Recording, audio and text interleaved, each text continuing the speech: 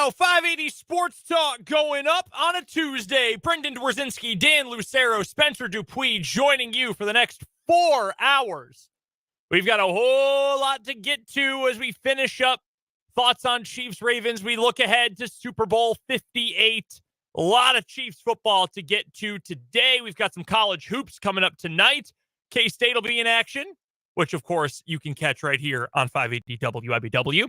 The Kansas Jayhawks will be taking on Oklahoma State tonight at Allen Fieldhouse. Spencer will be at that one. We'll hope to have some coverage of K-State as well.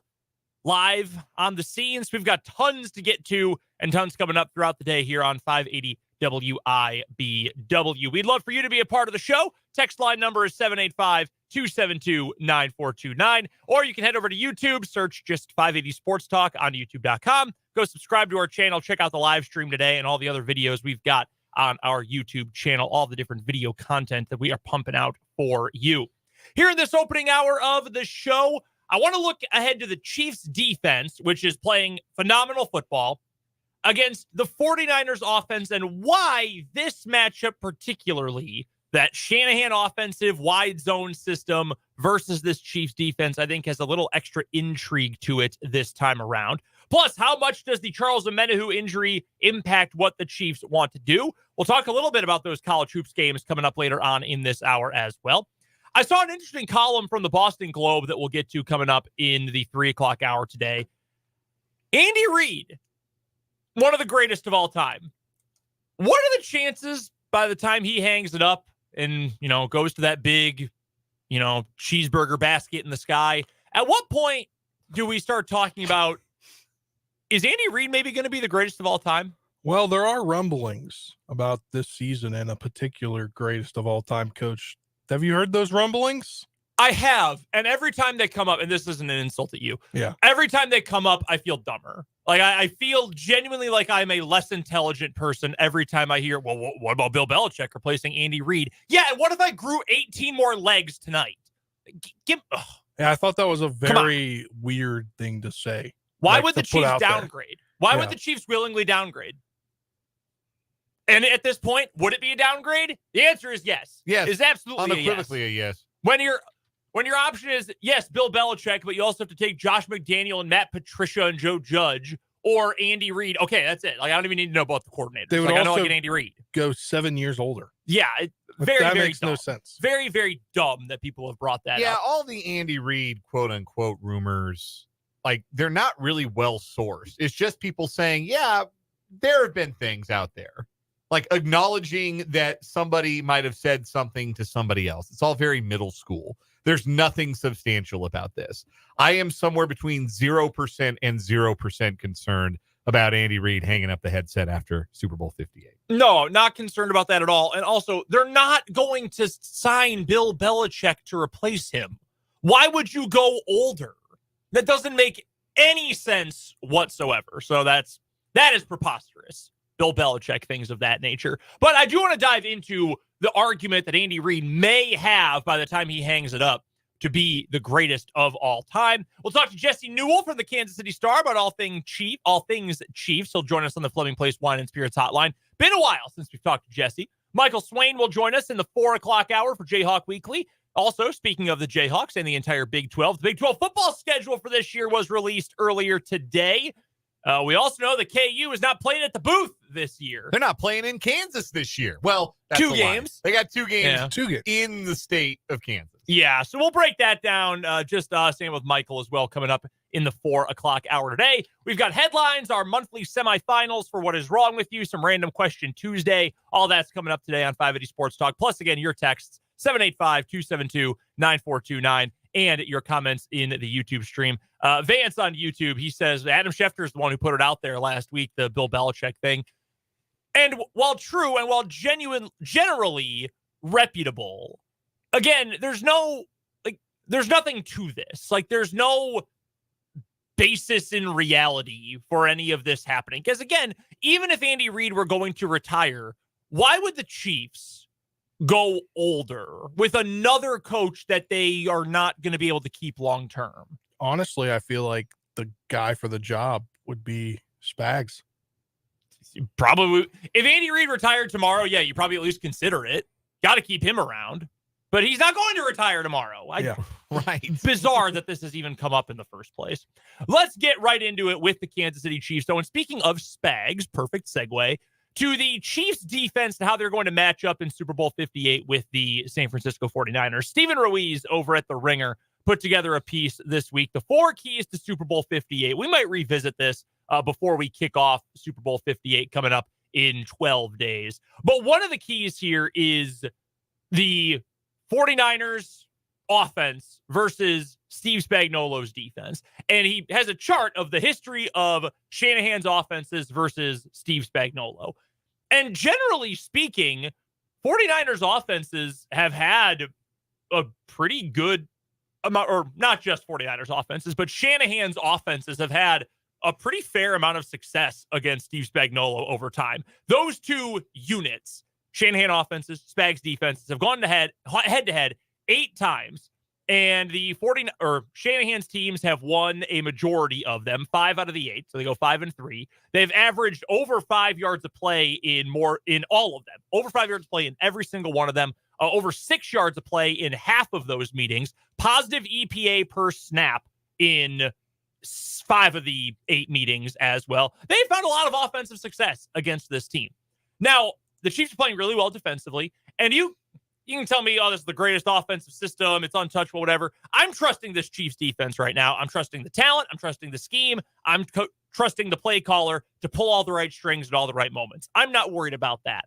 But I do think it is interesting to note that as much as this offensive system and its variants have permeated NFL offenses in recent years, I mean, you think of so many different teams that have a play caller or a head coach or someone who comes from this tree, or maybe even a quarterback's coach who have come from the Shanahan tree.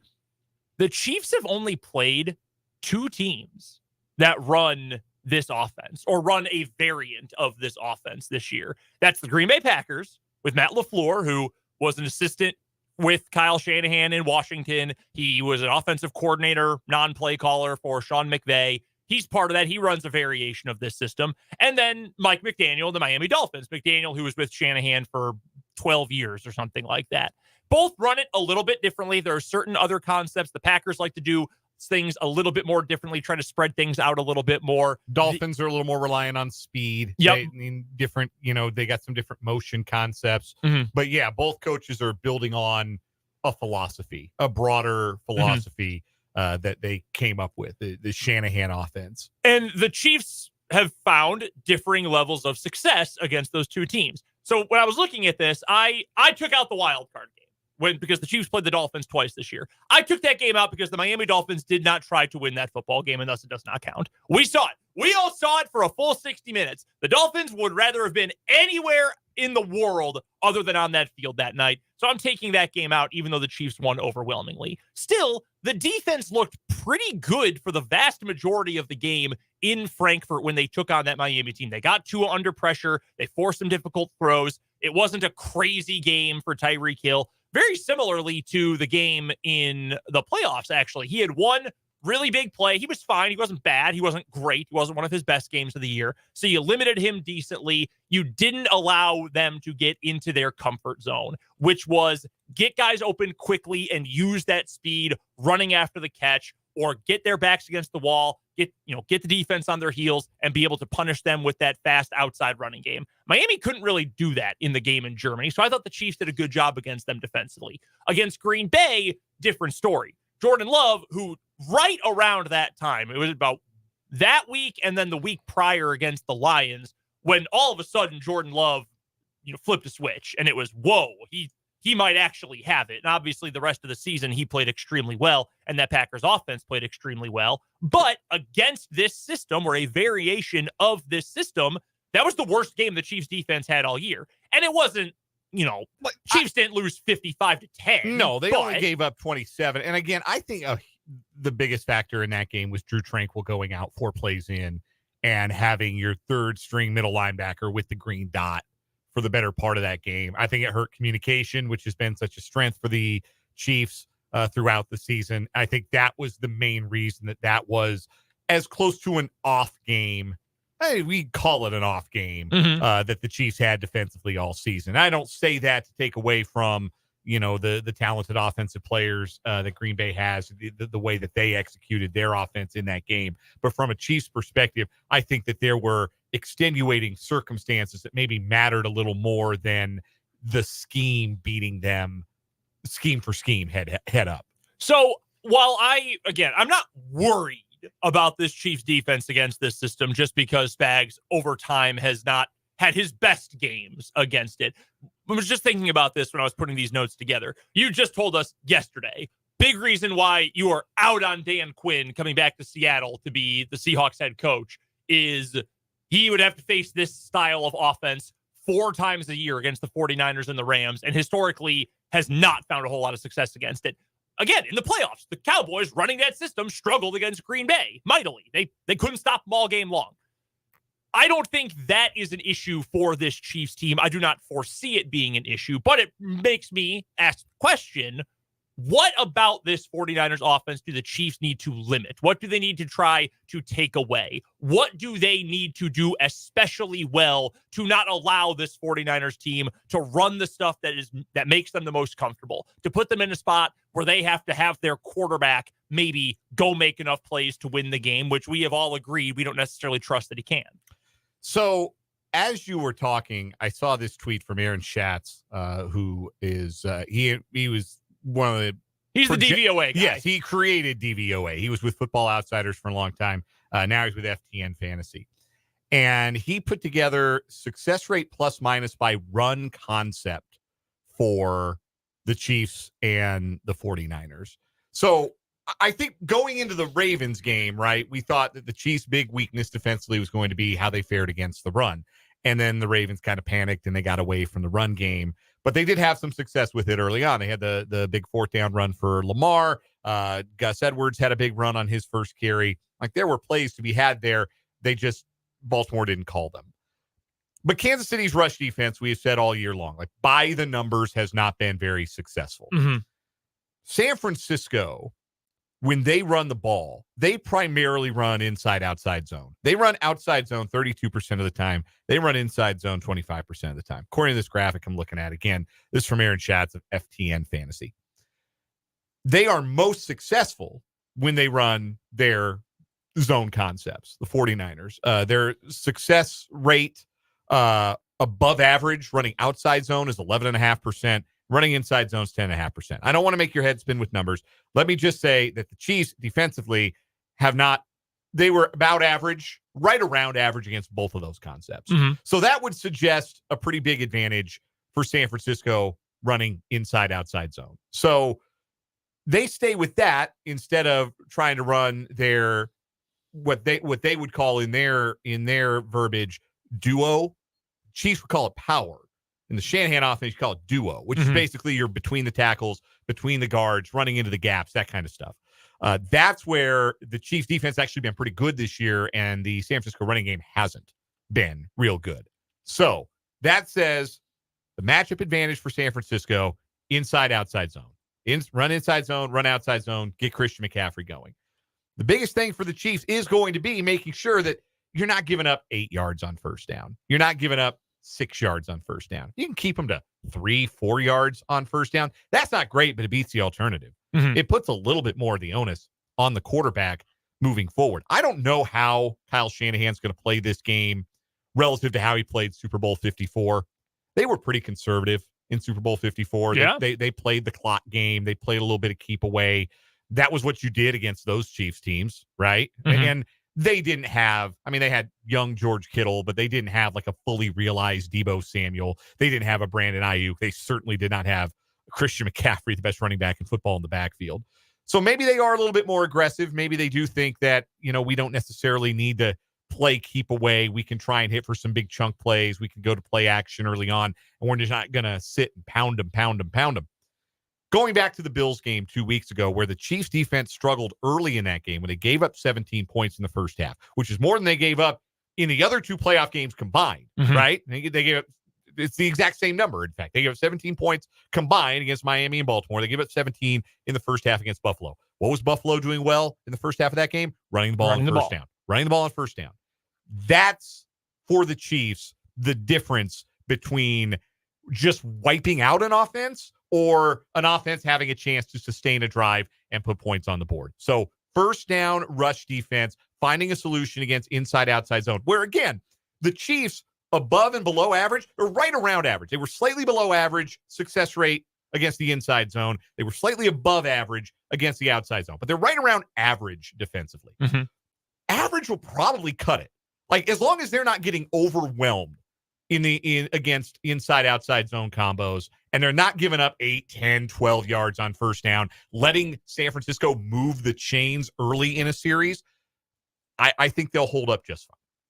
That to me is going to be the matchup that really sort of defines this for me, more so than I'm worried about anything that Brock Purdy might be able to do. I feel like, even though it's only a second year to start, we kind of know what the Brock Purdy experience is going to look like, right? Like, he's going to get some, like, they're going to scheme some guys wide open for him that he's going to hit. He's going to throw a couple of hospital balls. He's going to throw a couple of interceptable passes. He's going to make one or two plays that make you think, wait a minute, did Patrick Mahomes switch uniforms? How did this happen? What possessed Brock Purdy on this play? Like, you take the good, you take the bad. We know what that is. I think I'm more concerned from a Chiefs perspective of, can they get a handle on McCaffrey early in the game? Can they get a handle on the rushing attack early in the contest? If they do that, I think that will keep San Francisco from putting up a big number on the board that might be too much for the Chiefs to match. So who does that onus fall on then? Is that a defensive line thing? Is that a linebacker thing? To me, that says Drew Tranquill, Nick Bolton, you've got to be at your best in this game. So, linebackers and safeties, absolutely. Yeah. But, when you're talking about zone blocking, means it's quite literal, right? You're blocking who's in the way. Mm-hmm. So a lot of times the linebackers have to be you have to take on a blocker almost in zone blocking. You have to take on your blocker and stand them up and make sure that they don't get off of you and to the next level. Same goes, it's even more important for the defensive line to keep blockers occupied, and so the linebackers can get downhill and make plays. If the linebackers are blocked out of the play, that means it's Christian McCaffrey against a safety. And again, I like the Chiefs' ability to tackle downfield. They have a very good tackling secondary, but that's where the big plays come from. So really, it is going to be about the guys up front. Can they hold up and occupy blockers? I'm not expecting the Chiefs to hold McCaffrey to like 1 yard a carry, but if Chris Jones, Mike Pennell, Turk Wharton, who's had a really good postseason, Dane and Karlaftis on the edge, if those guys can hold up long enough for the linebackers and the safeties and the nickelback Snead or McDuffie, rather, whoever's in the nickel, to fill those run fits and make tackles, that will be pivotal in slowing down this rushing attack. Because I don't think you're going to stop it. And I don't think the Niners are going to stop themselves in the way that the Ravens did 2 days ago. You just have to slow it down. You have to contain it. And I think this is not Dan Patrick speaking. This is not, you can only hope to contain it. No, you can contain it. You just have to be gap sound, scheme sound, and tackle when you get a hand on somebody. Yeah, I think that's very well laid out. And an interesting note, maybe it doesn't mean a whole lot, but the Lions, whose defense is not good, they held Christian McCaffrey last week, and McCaffrey carried the ball a ton in that game. What did he end up with for his final line against Detroit? 20 carries, 90 yards with the 2 touchdowns, caught the ball 4 times. So he goes for 24 touches in the game. They limited him to a substantially lower success rate, which is how often do you move certain chunks and down and distance, pick up first downs, things like that. They held him to 45% for his success rate last week. On the season, he had a pretty impressive 54% for the year. So they found a way to slow him down at least a little bit. That to me is a big deal. That is a really big deal for this team. You just can't let him go crazy. That's where it stands out to me, Spencer, is that you can't let the playmakers outside of Brock Purdy go nuts. And I think that specifically includes Christian McCaffrey because he is the best player at his position in the NFL. I think you can argue if you took every single player in the league and you said, okay, give me a top 10 players list, I think without question, I'm putting McCaffrey in there. And if you gave me 5, I think I would at least have an argument. Like, you might be able to make an argument. I think Christian McCaffrey is that good. But It's him, it's Debo, it's George Kittle for sure. He's a monster when you get to the end of games because no one wants to tackle that dude. I think Brandon Ayuk is a stud as well. you can give up yardage, you can give up receptions, you can, give up 4 or 5 yards at a time. But I think you have to prevent those guys from picking up 20, 30, 40 yards at a time. And again, you just force it to be you'll get yours. You'll be able to move the ball. But when the field shortens up and you suddenly don't have a whole lot of room to run behind the defense, can your quarterback make enough plays? I would say that's the position you have to get this offense into. You really do. And, you bring up the specialty group there for the 49ers and Debo, McCaffrey, Ayuk, Kittle. Those are all guys you mentioned top lists. I think you put them all in the top echelon of the NFL at their positions. I really don't know where you put Debo in because, he's kind of he's a unique piece. He's a unique piece. Yep. But I mean, Kittle's what, top 2, 3 at the most 3? Top 2. Yeah. Top 2. It's him. It's Kelsey and then him. Yeah, it's Kelsey and then him and then Andrews. Yeah. So you look at that, and then McCaffrey's up there as well. And then you look at Debo and Ayuk, they're up there as well. And I think that that's something that if you really look at this Kansas City team, they don't necessarily have that besides Kelsey. I think the thing for San Francisco is it's the fact that they have so many of these guys who you can argue are in that top tier at their respective positions. Because, and again, I would like to repeat, I'm not worried about the Chiefs defense at all. I just think this is an interesting matchup to break down. But when we talk about over the course of the year, like L'Jarius Sneed shut down Jamar Chase for most of the game. He shut down Justin Jefferson before he got hurt. All these different things that he was able to do. Most of those, the Vikings as an example of that, shutting down Justin Jefferson. Jordan Addison, good player. Also, though, a rookie, still a long way to go. Not like going from Debo to Ayuk. You can name most other teams in the NFL and most of these great performances by this defense over the course of the year. You haven't had nearly this many guys. That's why it's kind of amazing San Francisco doesn't have a championship in the last 4 years, is because they've got the most concentrated talent, I think, in the entire NFL, at least on the offensive side of the ball. And frankly, defensively, too, they're at least in the conversation. Because they've been average at quarterback, and that's what matters when you get into these big games. Like we and talked a coach about, that turtles. Yes, but like we talked about yesterday, it mattered at the end of Super Bowl 54 that one team had Patrick Mahomes and one team had Jimmy Garoppolo. Mm-hmm. That ended up being the difference. That one team had the quarterback that could make that throw on 3rd and 15, that could lead you back from down 2 scores with 6 minutes left, and one team had the guy who had one throw to make and he didn't make it. And that's going to be the same thing in this matchup, too.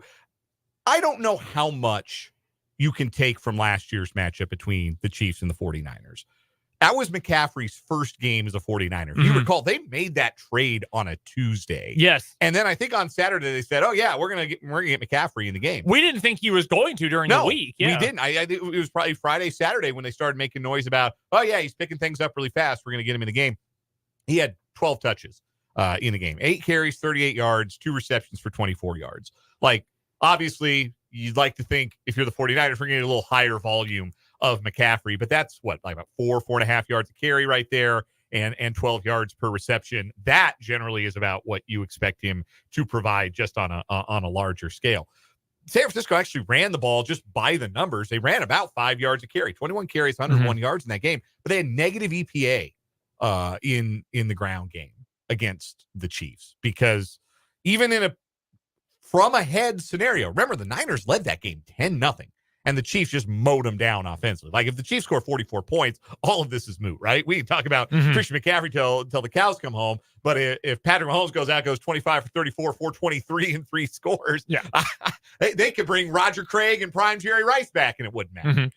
But I do think it is instructive that though the Chiefs did give up some chunks on the ground, they held their own, and in fact, the ground game for the 49ers in that meeting last year was a net negative for them, even with the close to 5 yards of rush. That early start that the Chiefs have been mostly good with for the better half, most of the back half of the season, getting off to one of those good starts, I think is going to be imperative for all those reasons that you just included right there. Try to make them throw and continually throw, consistently throw as early as possible and try to create as many situations that you can for Purdy to make a mistake. Speaking of the Chiefs defense, when we come back on the other side of this break, how big of a deal is it that Charles Omenihu is not going to play in Super Bowl 58? We'll discuss right after this on 580 Sports Talk.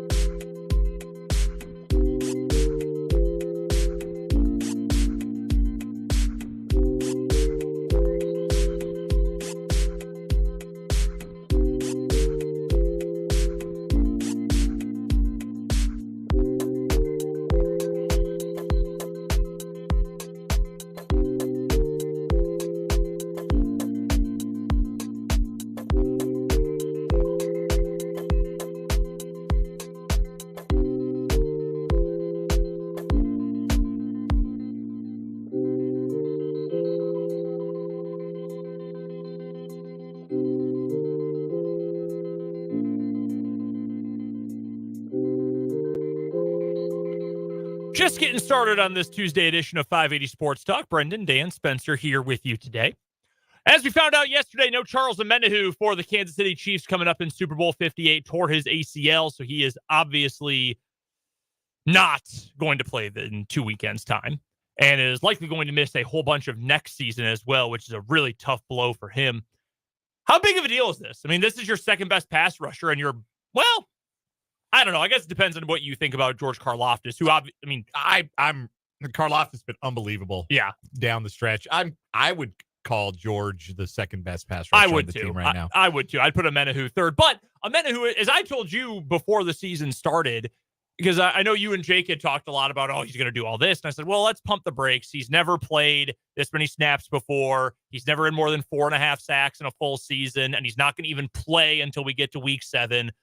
And he blew away my expectations. I thought, like, hey, if he gets you 4.5 sacks again, and he's, 4th or 5th on the team in pressures, like, okay, that's decent. He was awesome when he was out there on the field this year, way better than I could have expected.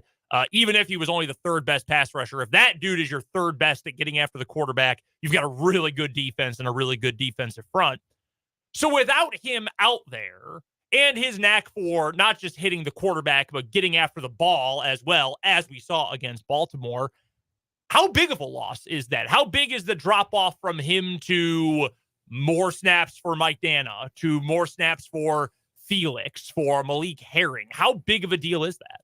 So I think Dana basically replaces Omenihu. You kind of slide him up, and he's the guy. Like, what made Omenihu really valuable wasn't just the raw numbers. It was his ability to line up in or out, and you could move him around the defensive line. He could rush from the interior, or he could rush from the outside. And Chris Jones obviously can do that, but the Chiefs don't really have anybody else who has proven that they can do that. Dana's the closest.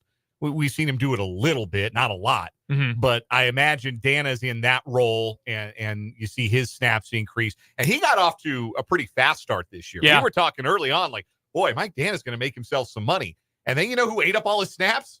Charles Omenihu. Charles Omenihu. So maybe Mike Dana can get back to what we saw from him the first 6 weeks of the season, and you don't notice a drop-off.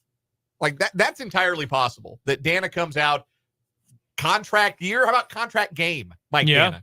How about I'm hitting free agency after this year? I'm going to go get myself paid because I'm going to have a big Super Bowl. How about that version of Mike Dana? But anytime you lose a pass rusher, especially against a team where it will be so fascinating to see how much Steve Spagnuolo relies on extra rushers to try and create pressure in this game, how much he tries to really heat up Brock Purdy, because A, Purdy's numbers are fabulous against the blitz, and B, they've got the best yards after catch guys in the league outside of maybe Miami. And so on the one hand, you might think, gosh, we got to play it safe. We got to rush 4. We got to drop 7. We got to make sure if they get the ball out to Deebo Samuel in the flat, we have as many guys be able to track back and tackle him so he doesn't turn, a little 2-yard swing pass into 20 yards, 40 yards, 80 yards. We got to have guys available to tackle Deebo or Brandon Ayuk or George Kittle in the defensive backfield.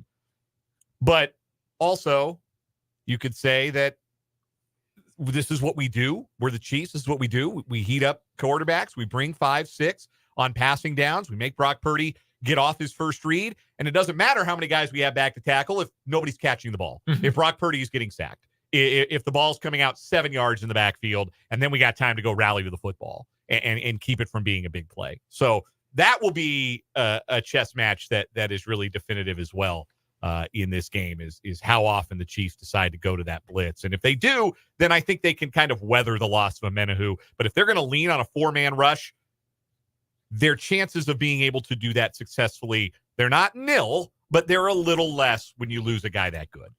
I would agree. Obviously, Omenihu created the turnover in the game on Sunday, and he's a guy that can do that. So how many guys will obviously Andy Reid talked about it in his press conference, I believe, or his media call, the creating turnovers. That's a huge asset to a team, is being able to go in and strip sack a guy and have the ability to do that. Cause some guys just go for the legs, but Omenihu had the awareness to swipe at the ball. So how many guys on that defense have that same awareness and can replace him? Because he obviously didn't play the whole game, but having a strip sack that was a turnover helped. Purdy, really good against the blitz this year. He was only blitzed the 17th most times of anyone in the NFL this season. Can you guess who number 1 was, by the way? I cannot. Jordan Love, most blitzed quarterback in the league. That did not go very well. When the Chiefs tried that, the second time around didn't go as well as it did the first time that they faced Jordan Love back in 2021. Where is just curious, where's Sam Howell on that list? 4th most. Okay. I knew he had to be up there in the top 5 with the amount of times he got sacked. Yes. And he faced he was actually just kind of middle of the pack in terms of how often the blitz and pressure actually got home. But yes, he was blitzed regularly all season long. Chiefs, by the way, 7th highest blitz percentage in the NFL this season. And just to finish off fun with stats, when was the last time, or actually, how about this? Since week 9 onward, how many sacks has Mike Dana had, playoffs included? Since week 9? Since the start of week 9. I don't remember hardly any. Maybe 1.5. He had 1. He sacked Jordan Love in week 12. Okay. I'm sorry, week 13. That's it. That's the only sack he has had since then. And even in terms of number of pressures, he hasn't had that many since then. And he still played upwards of about 70% of the snaps per game, but we know the Chiefs like to rotate up front, and Amenahu has been the one who has been producing more. Teams block differently when different guys are in, etc. So I think the Chiefs, the way they're going to have to approach this, and this is right in Spags' wheelhouse, as we know, you've got to get creative, I think, with the blitz pressure you bring in this game. You've got to be willing to bring, maybe we play the hits. Maybe we see L'Jarius Sneed bring some pressure a time or two. Maybe we see Trent McDuffie blitz out of the slot a couple of times. You'll see linebackers do it because that is part of the Chiefs' DNA. Yes. It is, again, 7th most, 33% of the time all season long. Go get him. You try and confuse the offense. You try to get free runners like they did when Justin Reid got that 3rd down sack around midfield on Jackson. That's like a perfect example of what the Chiefs are trying to do. They're trying to confuse you. They're trying to show you a bunch of different looks, and then they're trying to bring that rusher from a place where they're a free runner at the quarterback. So the Chiefs are going to do that. But if you maybe dial it back a little bit, instead of a third of the time, you're blitzing a quarter to 30% of the time to try to get after the quarterback. You're mixing it up. You're throwing different looks. You don't bring the same thing twice to try to make things difficult for Purdy. I don't know. I haven't seen the PFF numbers if he's better against outside blitz versus interior or what, but you just got to mix it up to make him uncomfortable. Try to get him seeing ghosts, not knowing what to expect. Late rotations from your safeties and your corners, whatever it's going to take to make him feel as uncomfortable as possible. I think that's what you're going to have to do, because it is going to be harder to win with 4. Because even if you've got, Mike Dana, who started off the year really well, as you mentioned, Karlaftis is obviously great. Chris Jones is obviously great. And you still are going to have a harder time without Charles Amenahu out there. You have less size. You have less natural pass rush ability. So you've got to figure out a way to make that happen. I would say it's by using some of that creative blitzing.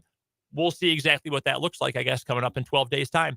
We're going to switch gears after we get to this next timeout. A little college basketball talk. Get Dan, Spencer, and yours truly's thoughts on a couple of big games tonight. K-State could really use a bounce-back effort against a sliding Oklahoma team, and KU better beat Oklahoma State for a second time. We'll touch on both those games coming up right after this on 580 Sports Talk.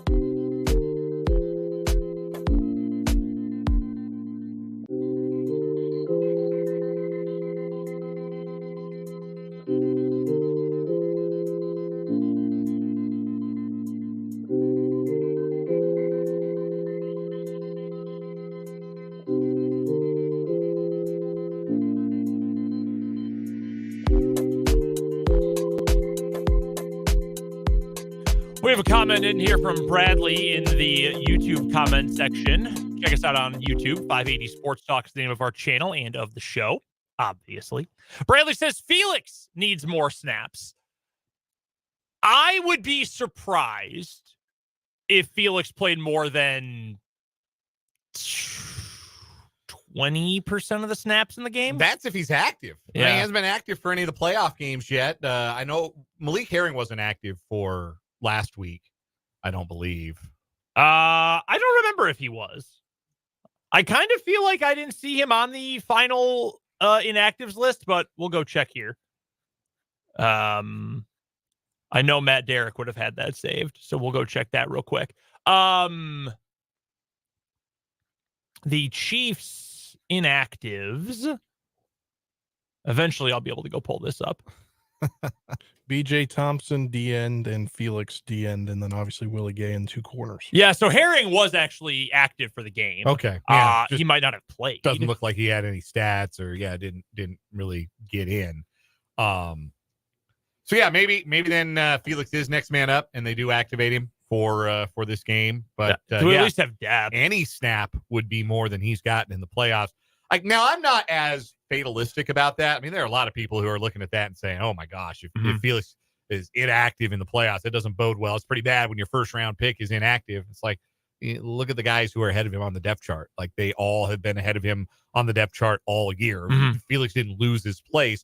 They decided, if anything, if they were going to take an extra defensive lineman, they were taking a defensive tackle. They were elevating a defensive tackle ahead of a defensive end. That's a strategy thing. And we knew he was a project from the moment they drafted him. Yes, exactly. So it'd be a great story if the hometown kid, the first round draft pick, not active for any of the postseason, gets in the Super Bowl and flashes, does something, makes a play. It'd be awesome. I'd love it. Yeah. But I think that more likely that you see Herring get an increase in snaps than Felix. Herring played 14 snaps against Baltimore, and that was inflated a little bit in the second half after Amenahu got hurt.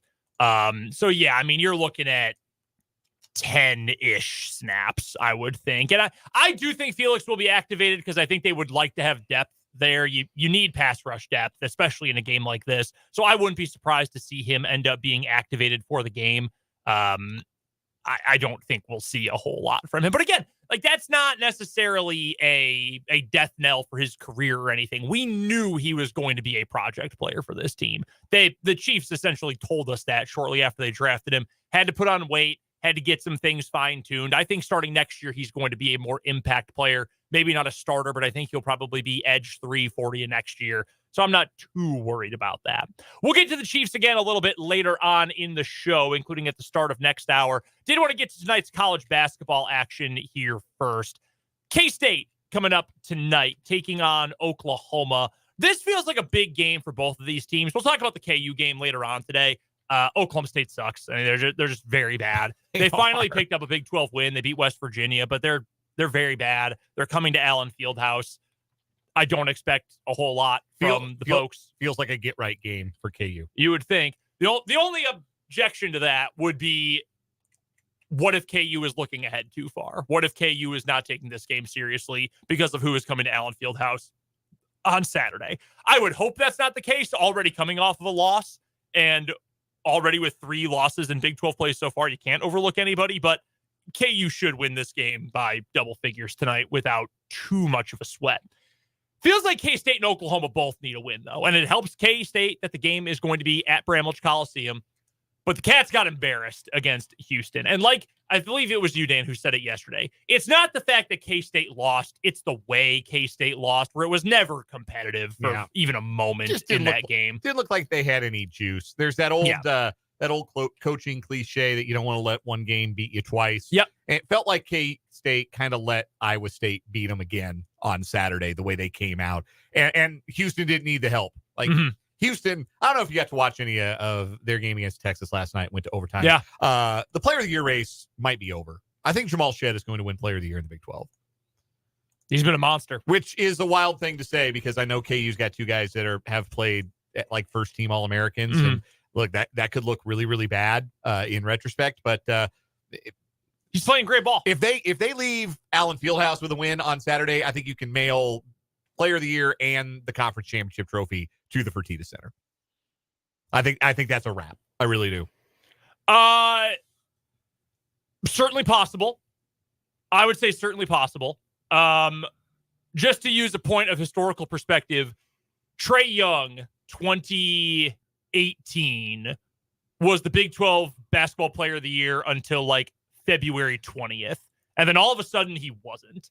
Because a certain number 4 in Lawrence went nuts for like 3 weeks and ended up taking it. Now, I was at the Trae Young at Allen Fieldhouse game. They lost by 90 billion points. It was unbelievable. They got blasted. Now, granted, there's still probably an argument that year that you could have given it to Trae Young because he was still really good. It was part of the fault of the Oklahoma team around him why they collapsed. But my point being, I think right now he is the favorite, deserves to be the favorite, and he was awesome last night against Texas.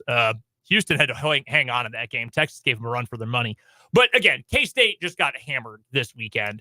Meanwhile, Oklahoma still ranked, but they're 2-3 in their last 5 games. And I think some of those cracks in the foundation that we've seen the last couple of years under Porter Moser are starting to be more evident again this year as well. They have a better baseline this year. I mean, their floor is just a lot higher because they're a much more athletic and just in general more talented team. Mm-hmm. But it sort of feels, for NCAA tournament purposes, I'm not worried about the Big 12 race for either of these two teams right now, but for tournament seeding purposes and wanting to have really an established win, this feels like a pretty big game to both of these teams, I think. K-State more than KU because it's a home, or rather more than OU because it's a home game. Yes. Right? And if you're going to go to the tournament, you got to win at home. Mm-hmm. And so K-State has a lot of incentive to protect their home court tonight. Because if they protect their home court reasonably well, I don't think they're going to go 9-0 at home. Mm-hmm. But they go 7-2 at home, even 6-3 at home. They've already got 2 road wins. Yeah, gets them to. It's easy to see getting to 9-9, and then you go dancing in this league. In all likelihood, if you go 9-9 in conference play. So for Oklahoma, I think their loss might have been more demoralizing than K-State's loss on Saturday because they were at home, Oklahoma, and they shot over 50% from 3. I think they were like 14-25 from 3. And this is not a particularly great 3-point shooting team. They shoot it just shy of 35% on the year. So it's not like they're the Golden State Warriors or anything. They're an okay 3-point shooting team. They shot it over 50% from 3 on Saturday, and they lost by 1 to Texas Tech at home. 42% is what they ended up shooting. 42, but they made 14, right? Am I right on that? 11. Yes. Who am I thinking I made? Oh, I'm probably thinking of Iowa State that made 14. That's my bad. I'm looking at the wrong box. But yes, your point, they shot the ball really well. Yes, they lost. Shot it exceptionally well, lost at home. Like, again, home loss. A second straight home loss for OU because they got housed by Texas in the previous game. They lost by 15 at home. And granted, that was the game where they didn't shoot the ball well. They were 4 of 19 from beyond the arc. They only shot 39% as a team. So to then come back against a better team in Texas Tech, shoot that well, and it still doesn't matter, and you still lose at home. Yeah, I would agree. That's pretty painful for Oklahoma, and that's a big reason why they dropped 12 spots in the poll this week. Yeah, losing back-to-back home games, that can be killer. Like, they have to find a win this week, and they got Central Florida on Saturday back in Norman, so that should be a game that they win. But so they look at this one like, hey, if we can go get one on the road, we can go, we didn't protect our home floor, but if we can go get some on somebody else's home floor and we get Central Florida on Saturday, we're right back on track. It'll be a desperate Oklahoma team that comes to town and probably an equally desperate Kansas State team. So that will be the first 5 minutes of this game are going to tell you a lot. Mm-hmm. The sequence before the under 16 media timeout is going to tell you a lot. Will Kansas State match what I expect to be a lot of energy from Oklahoma? Because Kansas State didn't match Iowa State's energy to start the game last week, and they did not match Houston's energy at any point on Saturday. Can they bring the juice? Can they be the team that feeds off of their home crowd and gets off to a fast start and throws some doubt into Oklahoma early on in the contest? Both teams have kind of had a similar road in the month of January. If you look at the games they've won and lost, I mean, not necessarily the way that K-State lost to Houston, but I mean, they both seem to win a couple, lose a couple, win a couple, lose a couple to start at least Big 12 play for the most part. I think K-State wins tonight. They're 2.5-point favorites. Last I saw. I'm taking K-State. I think they're going to win. I would agree. I think they're going to win. They're going to be tight for 40 minutes, but K-State has won those games at home this year. They've made the plays in the close games down the stretch at home. Real quick, because we're short on time, would you consider these two teams for this season peers? Like, I know record-wise they're only a game apart, but would you say that Oklahoma and Kansas State are about on equal footing this year?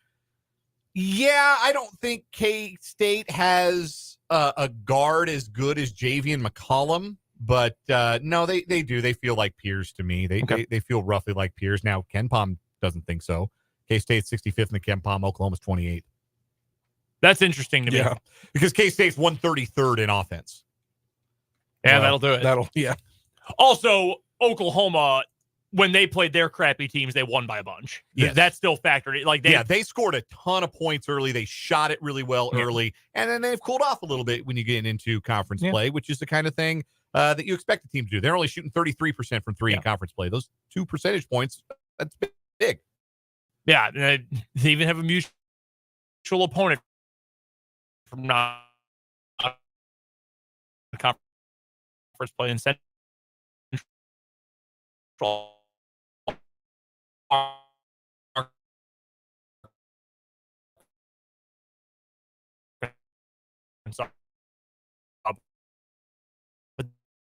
they blew up Monmouth.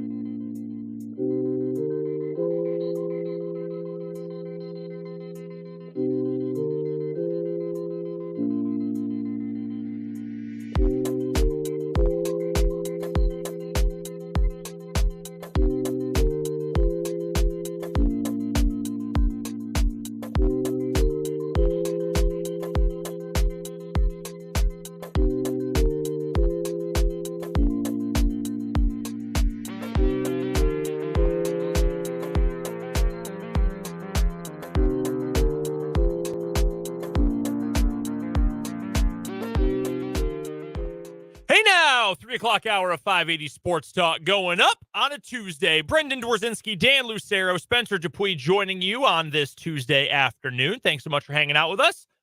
Listening along on either 580 AM, FM 104.9, online at 580WIBW.com, or checking us out on YouTube at 580 Sports Talk. If you are watching on YouTube, that is Dan. That's his ghostly figure today.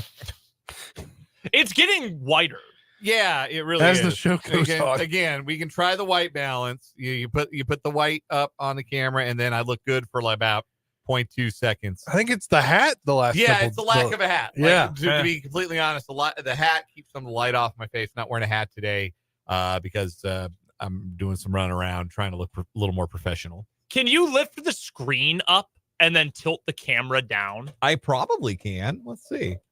This will be fun. You can hear the Maybe computer during break. creaking back here.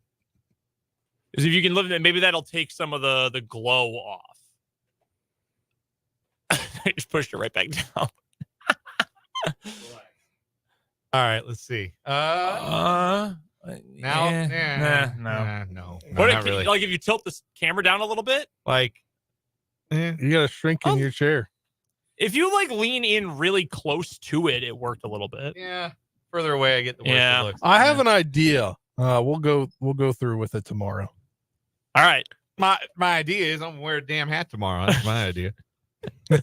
Coming up here in this 3 o'clock hour of 580 Sports Talk, we'll talk a little Andy Reid legacy here in just a second. We've also got today's Random Question Tuesday as Dan continues to fiddle around with the camera.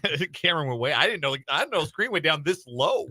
Jesse Newell is also going to stop by I can and join see us. you better now. That actually. Yeah, that's true. Works- Nothing's blocking our works view okay. right now. Yeah. I don't have the lights are okay. Well, this light is out.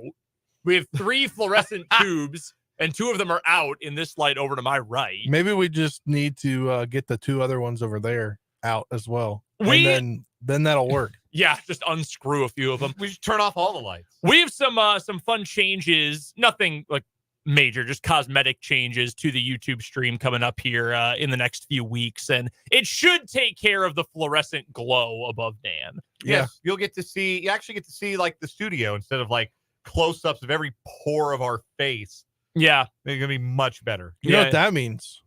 More advertising. that's We right. could sell different things in the studio. We So- absolutely could. We'll put signs up all over the studio like it's a NASCAR. Yeah. If we get the opportunity. 785-272-9429.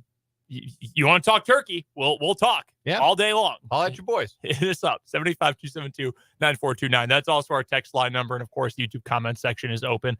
Really quickly, we today are getting the replacement players for the Pro Bowl. Guys who are in the Super Bowl have been replaced. Guys who have claimed injuries, they are being replaced. Which is worse? Tyler Huntley making the Pro Bowl last year or Gardner Minshew making it this year? Gardner Minshew throw more than 2 touchdown passes this year? Yes. Okay, then that's not worse. Yeah, that's better. Tyler Huntley only threw 2 last year? Yes. Because I remember the headline, like ESPN did a very mean headline. They were like, Huntley tabbed for Pro Bowl after 2 touchdown season. Like, hey, man. Yeah, that's They not just necessary. need to cancel it at this point. Like but it's there's potential revenue in there, so it will never get canceled. You know what's actually really funny about that? He made the Pro Bowl last year. He had 2 touchdowns, 3 picks. This year he had 3 touchdowns, no picks. They should have asked him again. Should have invited him. Played in 5 games, made a start. Yeah, I mean, at least Gardner started for most of the year. He played in every game and started 13 of them. I mean, 15 touchdowns, 9 picks. If this was 1978, he would have been like voted in unanimously by the fans. I don't want MVP. Yeah, it may have. More touchdowns than interceptions? This guy's a sorcerer. Yeah, plus 6. Like Joe Namath finished his career, if I'm not mistaken, with more interceptions than he did touchdowns. I think that is correct. He had 173 touchdowns and 220 picks. Yeah, not even close. He had 47 more interceptions than touchdowns. And yet he's regarded as, one of the greats. Terry Bradshaw, 212 career touchdowns, 210 career interceptions. I think Bart Starr also. The only reason he had more TDs to interceptions is because he came back for one game in 1983 before his arm completely fell off and went 5 of 8 for 77 yards and 2 touchdowns. Awesome. Love that. The original stat Padford. Love that. Yeah, I mean, it is really hard to put into words pre-Marino how different quarterbacking was in the NFL. I mean, shoot, even throughout the 80s and 90s, it was different than it is now to a wild degree. Like, I'm looking at Bart Starr here, who is considered, I mean, he won 5 championships, and he was an MVP in 1966 as well. But, like, 152 touchdowns, 138 interceptions. He had a career passer rating of 80.5. And it's like, oh, yeah, he's one of the greatest of all time. Like, passer ratings in the hundreds for more than a single game are a very new development in NFL history. Yeah, because if you were passing, it was something you were doing probably out of desperation. Yes. Except then in the early days of professional football, dudes had crazy passer ratings because it was like Navy. Like, you only threw 4 times a game.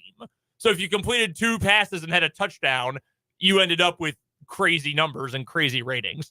Very, very different. That's why football is the one sport, football and baseball, I take that back, because baseball is so much based in history, that do a great job of like recognizing history. I mean, like, yeah, you know, like it was a different era, but these guys were great in their era. Yeah. Basketball, it's like, oh, your career ended in 2012. You played against plumbers. Like you're a bum. You are no good. Like it was Wilt Chamberlain, Bill Russell, and then a bunch of guys who smoked 8 packs a day and worked at the box factory in the graveyard shift before going to play for the Rochester Royals. But like people say that about the 90s. Like people say that about, and I know it's mostly a LeBron versus MJ thing. People say that about Jordan. Like, yeah, okay, it was the end of Magic and Bird's career. It was still Magic and Bird. Yes, correct. Come on.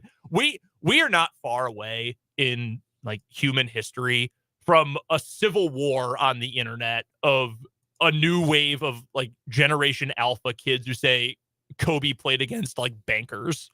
Yeah. And then people who are about my age who are like, I will fight you right now. Well, I will rip you limb from limb. Well, did you see that clip the other night? So Luka Doncic had that big game where he scored 73 for the Hawks or against the Hawks for the Mavericks.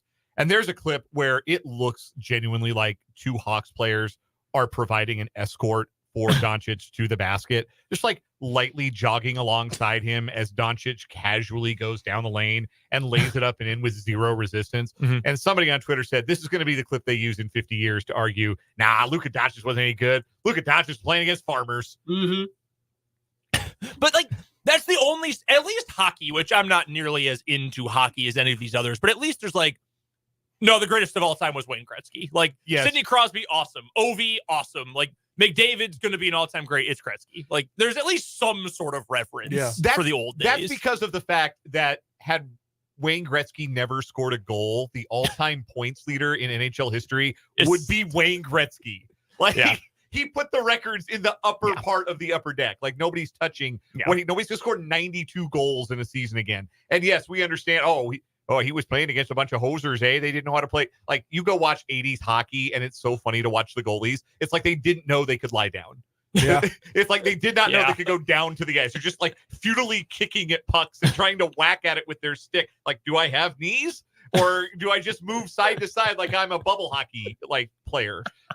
That's what hockey was in the 80s when Gretz was scoring 92 goals in a season. That's true. But nobody cares because they understand, well, yeah, that was the game. And it evolved. But he was that much better than everyone else. Yeah. The 3 of the 4 major sports reverence for the old days.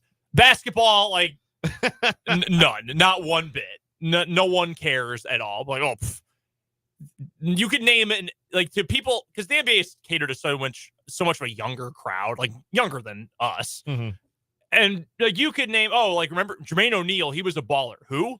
I have no idea who that is. He's like the best center in the league for a couple years. Come on. Yeah.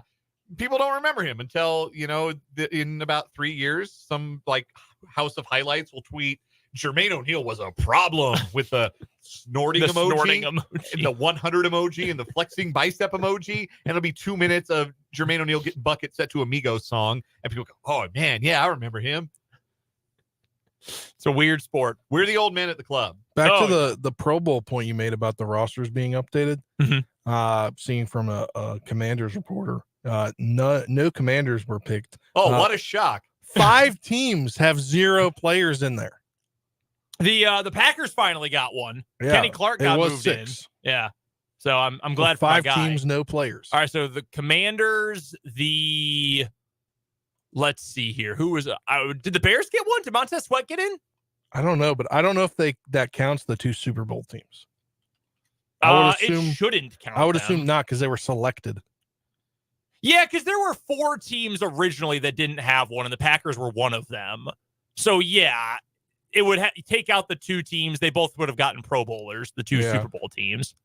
Yeah, I think that's, unless I'm missing something, I think that's slightly misleading. But yeah, I'm unfortunately not all that surprised that your favorite team did not get any. I'm not either. I was just reading a tweet that there's 5 teams now. Speaking of reverence for all-time greats, I saw this column today, nicely done, got the train right back on the tracks there. I saw this column today from the Boston Globe when I thought, okay, this is kind of a weird topic to get to from them, but it involves Bill Belichick, and that's why a Boston writer will put this together, about Andy Reid and whether or not he might be the one who takes the all-time wins record away from Don Shula, which is the record that we all know Bill Belichick has been chasing after for a long time. And the thought was, at the very least, he's going to try to get another job so he can become the all-time wins leader in NFL history. This was written by Tara Sullivan of the Boston Globe.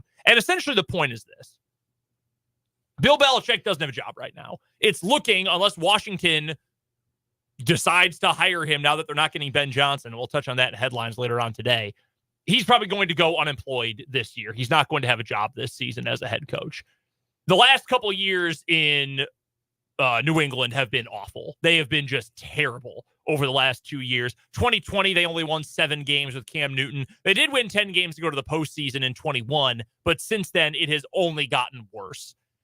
Meanwhile, Andy Reid, who is 4th all-time in wins. Belichick is, I believe, 3rd in regular season wins, still behind Shula and Hallis, and he might be number 2 when you include postseason wins. Andy Reid, who's 4th all-time in wins, he just keeps winning.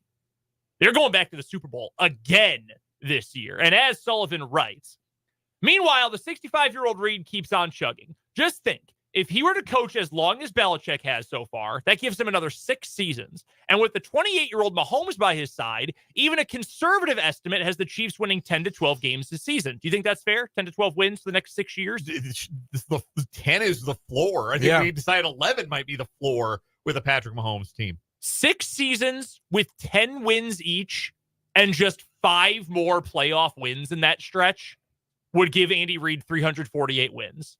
That would be 1 more than Don Shula has between regular season and postseason combined for the most of all time. I have a feeling in the next 6 years, the Chiefs will win more than 5 playoff games. And I have a feeling they're going to average more than 10 wins a season. Yeah, I would bet the over. I'd be comfortable betting the over on 60 wins over the next 6 years and over 5 playoff wins in the next 6 years. Yeah, I'd be very comfortable betting the over there. Andy Reid doesn't strike me as a big, live forever in retirement kind of guy. It seems like he's a football lifer. Yes. Which Belichick is too. And again, if you're giving him 6 years, we don't know that Belichick is for sure coming back next year if he doesn't get a job this year. I think the Chiefs have it's hard to predict this because Super Bowls are so hard to win, but they're going to have a chance in 12 days to win one. While you've got Mahomes, you've always got a chance to win a Super Bowl. I mean, if he racks up at least even just one more Super Bowl trophy, and he has a very legitimate chance of getting to that all-time wins record, do you think there is a legitimate greatest of all-time argument for Andy Reid? I do. And it's funny, we were just joking about, we discredit basketball players of the past because of who their competition was. And, they were playing against guys who had 3 jobs. Mm-hmm. And on the flip side of that, though, I do think that it is harder in the modern era to be great because everyone else is so much greater. There is more competition, literally more competition. You have more teams in the league than you used to. It is a more innovative sport now than it was before. And I think that when I evaluate coaches, and I believe this for any sport, like I think the greatest college basketball coach of all time is Mike Krzyzewski. I think he's the greatest college basketball coach of all time because he won in all of the different eras, in all of the different ways that you could win and win championships and win conference championships in college basketball. He did it every way you could. Yeah. He did it with the one and dones. He did it in the era of the high school to the pros era where it was harder to recruit guys. And he did it in the era where you had guys for longer. He did it in the transfer portal era. He was good until the very end. So I give Andy Reid bonus points. And it's not that Don Shula, obviously, he coached for a long time. He was coached in the 60s, 70s, 80s, even into the 90s. He was a successful coach. He had teams in the playoffs, though never reached the height of his success in the 70s after they won Super Bowl and they were done winning championships. But Andy Reid gets extra credit for me. One, doing it in an era where I think it's harder to do it. B, in an era where it's harder to win consistently because, as I've said many times, the NFL drags you towards 8-8, or I guess now 8-9 or 9-8, whatever your standard for mediocrity is, whether that's 8 or 9, 8-9 or 9-8. But the NFL, with its salary cap, with how expensive it is to pay for the elite quarterbacks, it is always dragging you back towards the middle. Let's also not forget real quick, the other thing that you didn't mention, and we can all thank Reggie White for this. Don Shula coached for 3 years after the advent of free agency. Yeah. Like modern free agency. Right. Yeah. Like the modern era of football. It's harder to keep your roster together. And then the last point I was going to make is that Andy Reid did it in both conferences with different sets of circumstances. He did it with a quarterback like Donovan McNabb, who we can all agree was a pretty good player in his day, but they're not space waiting for him in Canton, right? Like we're not talking about, oh, he was paired with a Hall of Fame quarterback all through his tenure in Philadelphia. No, he had a really good quarterback. And then when that situation soured, he salvaged the career of a post-prison Michael Vick and won games with him. He got a 27-2 touchdown to interception ratio season out of young Nick Foles. Like, he was incredibly successful. That was actually Chip Kelly. Oh, that was Chip Kelly? Yeah, that was, I think, Reid's first or second year out of Philly. Yeah, you might be right. But yeah, if you want to throw in a Foles twist, though, you know who saved his career and led Foles back to Philadelphia to win a championship? Andy Reid. Foles has come out and said, if Andy Reid had not signed me for that 1 year to the Chiefs, I would have retired from football. I was thinking of Kevin Cobb, and there was a little bit of Cobb. A little bit of success with Cobb, but not nearly to the level of 27 touchdowns to 2 interceptions. He made Cobb look good enough. He got draft picks for him. Yes. They were able to trade Kevin Cobb. Yes, I got the two conflated. That's my bad. I apologize for conflating mediocre white guy quarterbacks. So the early 2010s. So, but to wrap up that point, he did it in those circumstances and won. And even though he didn't win the big one, they were consistently there at the end. They had that run of consecutive conference championship games. They did win an NFC championship. And then in his second act, he turns around a franchise that was as moribund and as laid low as any NFL franchise in the modern era. What the Chiefs went through in 2012, there's a book in there. And it's not a comedy, it's a tragedy.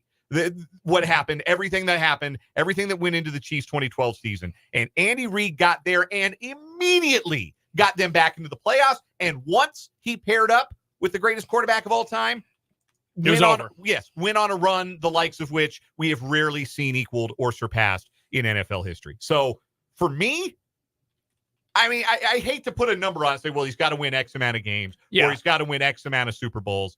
But if the Chiefs win 2 Sundays from now, and you give Andy 3 Lombardis, and you add that trophy to all of the success he's had previously in his career, if you want to make the argument he's the best ever, I will absolutely listen to it. Yeah, I'm right there with you. And I think the wins record is 100% in play right now. I think he had a 50-50 shot at winning a 3rd Super Bowl in a 5th appearance coming up in 12 days' time. And for me, it is the fact that he has done it in so many different ways. He did it as an assistant, a huge part of why Brett Favre is who Brett Favre became. And as a football player, let's leave it there.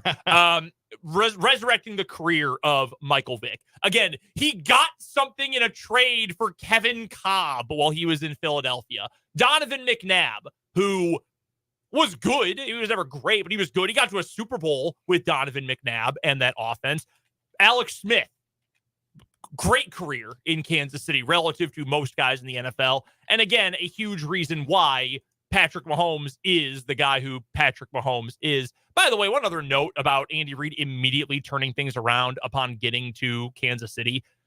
It's not like he came in and the number one pick that year was Patrick Mahomes, right? And they kind of came together. The Chiefs had the number one pick his first year with the team. And while Eric Fisher has had a good, or did have a good career and was a very solid player for a long time, that is the worst or second worst first round pick since that point.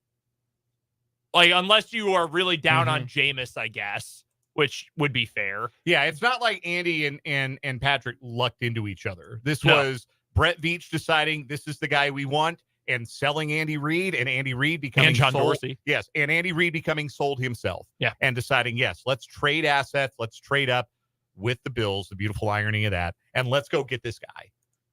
Yeah. The foresight for Andy Reid to decide, yes, my personnel people are right about this guy. Let's go get him. Let's make some magic together.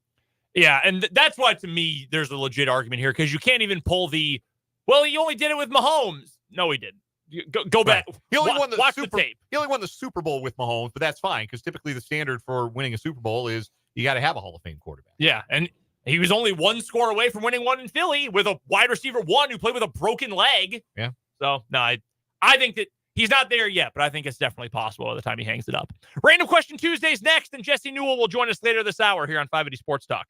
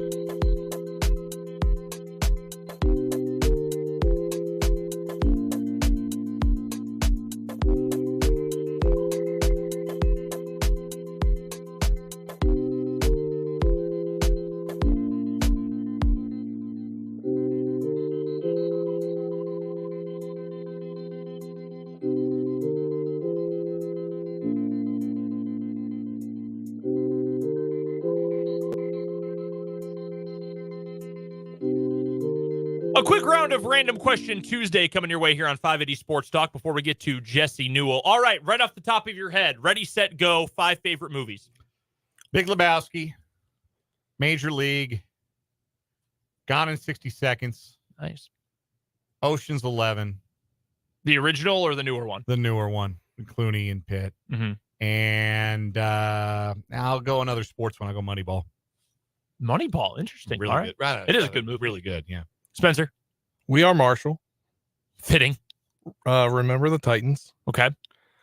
Top Gun Maverick.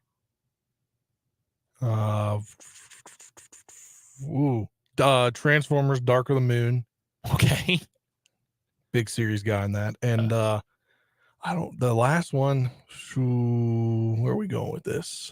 Ford versus Ferrari. I did really like that movie. Okay. That was a good guy movie. Yeah. Yeah. I think my wife really liked that movie. Not a guy, obviously, but she did like that movie.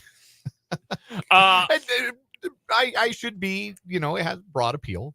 Yeah. Fast car movies have broad appeal, Yeah. but like fast car movies are typically what you think. Like Gone in 60 Seconds is a guy movie. Oh, yeah. Guy movie she hated, Baby Driver. Hates that movie. I thought Baby Driver was dope. Yeah, it was a good movie. I haven't thought about it in years, but I thought that was a cool movie. I What's the thought name of about it? it last year when it was on TV. Who's the guy? Ansel Elgort? Ansel Is that- Elgort. Yeah. For me, it's almost exclusively comedies. It's Spaceballs, it's Clerks, it's Anchorman, and then The Dark Knight, and Gone with the Wind. I'm tossing Moneyball and putting Step Brothers in. I'm sorry. I get a All right, that's I fair. got to get a comedy No, in that's my fair. top 5. So I get Step Brothers. My father-in-law does not like comedy movies. Really? Yes. Whoa. Thinks they're a waste of time. Wow. That's a new one. Yeah, there's a new one on me too. And yeah, like he's not that he's anti-movie or anti, just would rather watch something that's a true story or rather watch like a war epic or something like that than watch a comedy. I'm getting razzed in the YouTube comments for saying Gone with the Wind. It's a great American novel and film. You just need to dedicate 3.5 hours to it. Not many movies these days have intermissions in them. That's a fact. Might as well toss the Wizard of Oz in there. No, Wizard of Oz is a good movie. Yeah. That's a good movie. Clayton on YouTube is giving me a hard time here. Hey, Clayton listed Big Lebowski, so he's good money with There me. you go. I'm a big Coen Brothers fan. Like Burn After Oh, yeah. Reading, No Country for Old Men. Phenomenal. Yeah, like really, really good stuff. Spencer, you got a random question? All right, Dan, do you have a random question? I did. I had like 3 I was trying to pick from. I thought I'd ask Spencer and stall. That's what I'm trying to do, is stall here too. Oh my goodness. We've got another list of movies here to give you a few moments. Thank you. Mark, Clearly on I YouTube- need it. Mark from YouTube, he gives us Days of Thunder, Spaceballs, shout out, Ferris Bueller's Day Off, Casablanca, and The Wizard of Oz. Clayton, by the way, also gave us his 5. Big Lebowski, Kingpin, The Greatest Game Ever, Clockwork Orange, and Die Hard. Die Hard's great. Die Hard is a great movie. Die Hard is a great movie. All right. Random question for you. Tell me about your first car and what happened to it. My first car was my my Volkswagen Jetta that I drove Really? for. Yeah. That was your first one. Yeah, I didn't have a license until I was done with college. Yeah. What? I didn't need one. I grew up in a very walkable suburb. All my friends had cars. My girlfriend That's back home wild. had a car, and I lived like 3 minutes from campus at KU. I never needed one. Fair is fair. How do you get to and from KU? I would fly home, or I would have a family member come give me a ride. Yeah, I never really felt that. That's where I'm like the very end of the millennial generation, because Gen Z very big on not driving. Like kids are older and older when they get driver's licenses now. That was me. I was like, I don't need one. Like I'm good. I'll just walk. I've got a good first car story. Okay, let's hear it. So it was my grandmother's car that my grandpa bought for her. It was a 1997 Lincoln Town Car, Hell yeah. yeah. big blue boat, pimping car. I drove that until I guess like 2019, until I got a Ford Escape that I eventually wrecked.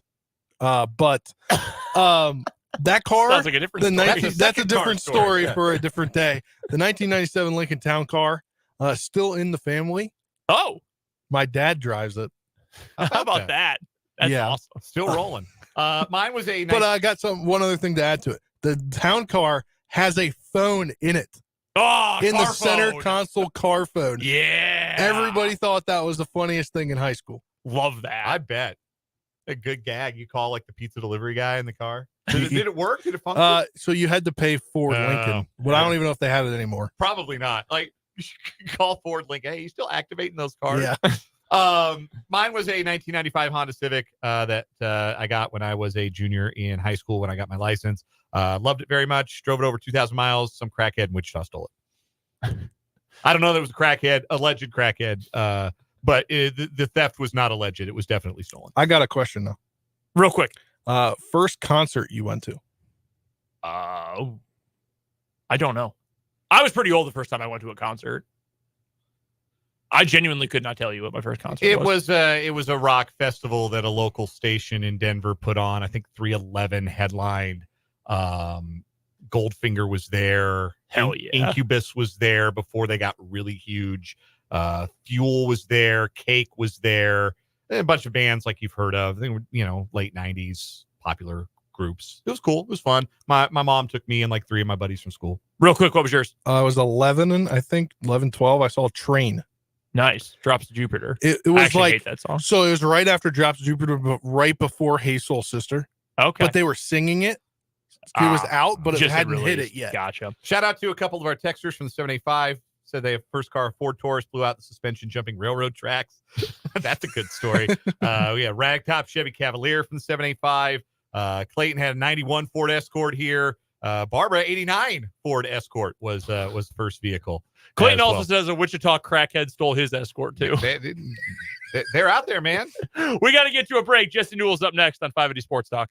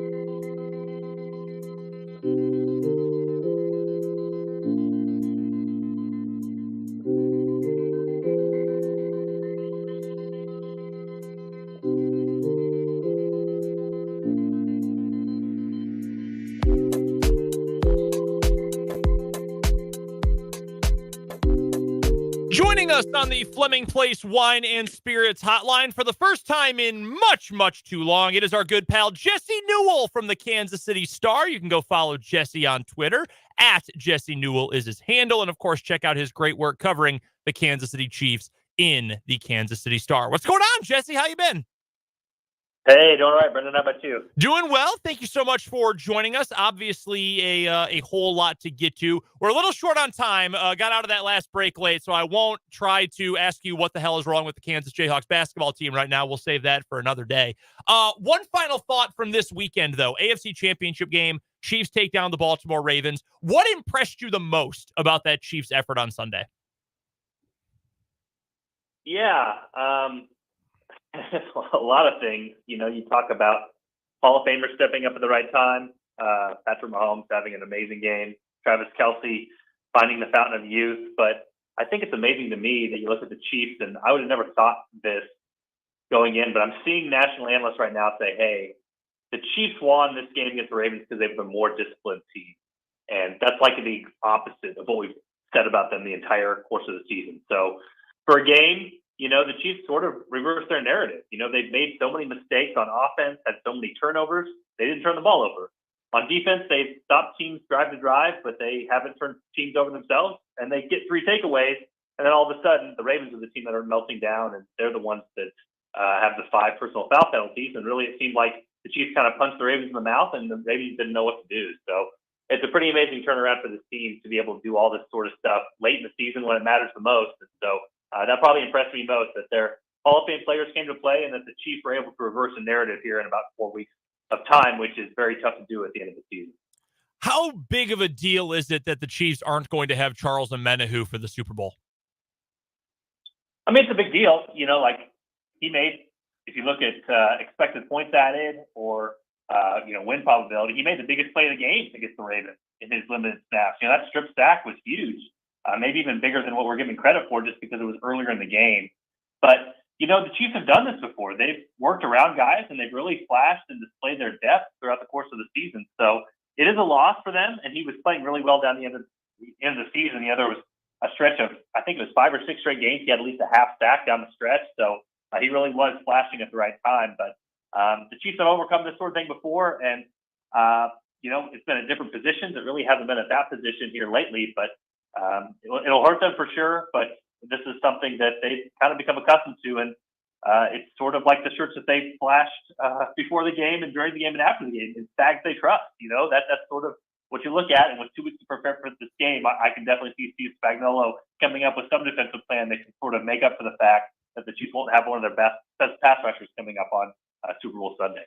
And the Chiefs are going to need a strong defensive scheme against this 49ers team, who I feel like, I said this on the show yesterday, Jesse, they get talked about like they're this unstoppable monolith monster that look at all this talent and this genius offensive play caller coach, and their defense has been so good for so long. Well, they clearly are beatable because they don't have any championships in this era of 49ers football. So it's not like they are unstoppable. That being said, they've got a scheme that I think matches up pretty well against the Chiefs defense that in terms of efficiency, advanced metrics like EPA, things like that, has not been very good against the run this year. So what do you think the Chiefs are going to have to do to find the maximum amount of success they can get on defense in this game? Is it simply stop the run as best as you can, try to limit Christian McCaffrey? Is it limit big plays and force Brock Purdy to go win the game for San Francisco? What would you say is kind of the end goal for this defensive strategy coming up in 12 days' time? Yeah, I mean, I think at this point, the Chiefs do what they do. They're going to try to stop the passing lanes and shut those down. And especially with the cornerbacks, they're going to play with physicality. The run stopping is, they hope to get themselves in situations where they don't have to really stop the run. And that's kind of where they got against the Ravens, is that they got up a couple scores and they put all their cornerbacks on the field. And if the Ravens wanted to run, they were going to have to do so and waste some time when they were trying to make a rally in the game. But I think you brought up a good one that's sort of, the Chiefs cornerbacks have been so good, and we have to throw like Jalen Watson and Joshua Williams into that conversation too, because those guys have been playing really well over the course of the last month, along with Trent McDuffie and Jerry Sneed, who obviously get all the headlines, deservedly so. But one of the areas the Chiefs defense does struggle, if you're looking through the pass game, has been teams really start to throw to their running backs, and they start to throw over the middle of the field to the tight ends because they don't want to test the cornerbacks on the outside, and they don't want to throw to those receivers when they know the Chiefs can have some Velcro coverage a lot of the time. So the McCaffrey thing it's a different element than obviously the Chiefs faced in the Super Bowl the last time against the 49ers.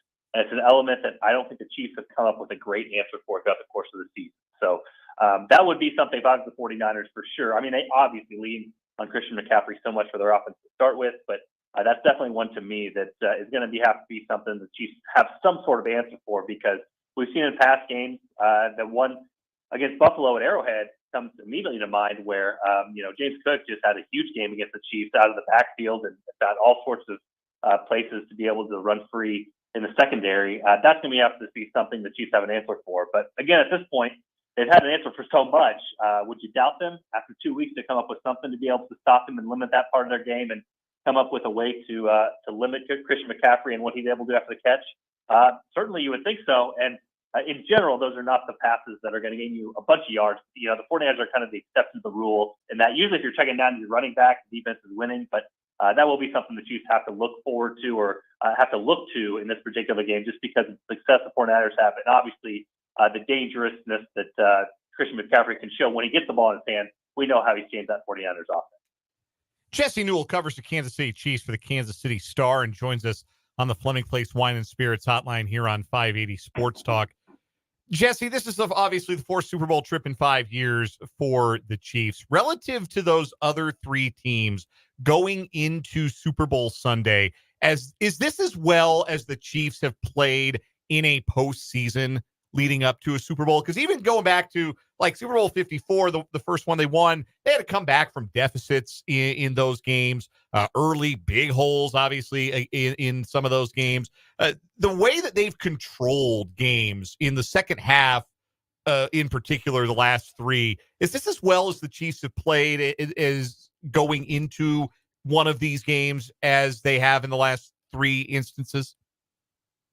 I think you can make that argument. I mean, the thing about this one is, guys, that, it's obviously the worst regular season one of these teams has had coming into it, and the least confident you felt about them, and certainly the toughest road. I know you guys have probably seen the tweets out there from, Aaron Schatz, who does the DVOA metrics, to say if the Chiefs win the Super Bowl, will be the hardest path of any team to win the Super Bowl in NFL history. They did not go through passies here. I mean, beating the Bills on the road and beating the Ravens on the road and even beating the Dolphins at home. I mean, that's three of the top six teams in DVOA, and the 49ers are going to be the fourth one. And the Chiefs are one of those teams too. So you're basically facing about as tough a road as you can expect, considering that these two conferences are not balanced this year. So, I mean, in terms of how well they've played, and I tweeted out a graphic so far this postseason where, Patrick Mahomes' season was kind of up and down and up and down. And in these three playoff games, he's just been completely money.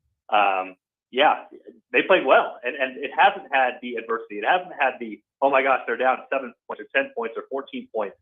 Chiefs have been in control mostly of all these games, maybe not counting the Buffalo game where it was back and forth a little bit, where both teams were responding back and forth to each other. But it makes for an interesting dynamic, and maybe part of that is just the experience factor, that they've been in this before and that they're not wide-eyed in these situations. And the teams that they've faced so far in these rounds sure seem to be a little bit less prepared for the situation than the Chiefs have been so far this postseason. What to you has been the biggest reason that Patrick Mahomes has gone from what was a bit of an up and down 2023 campaign to maybe being at his very best here these last 3 weeks?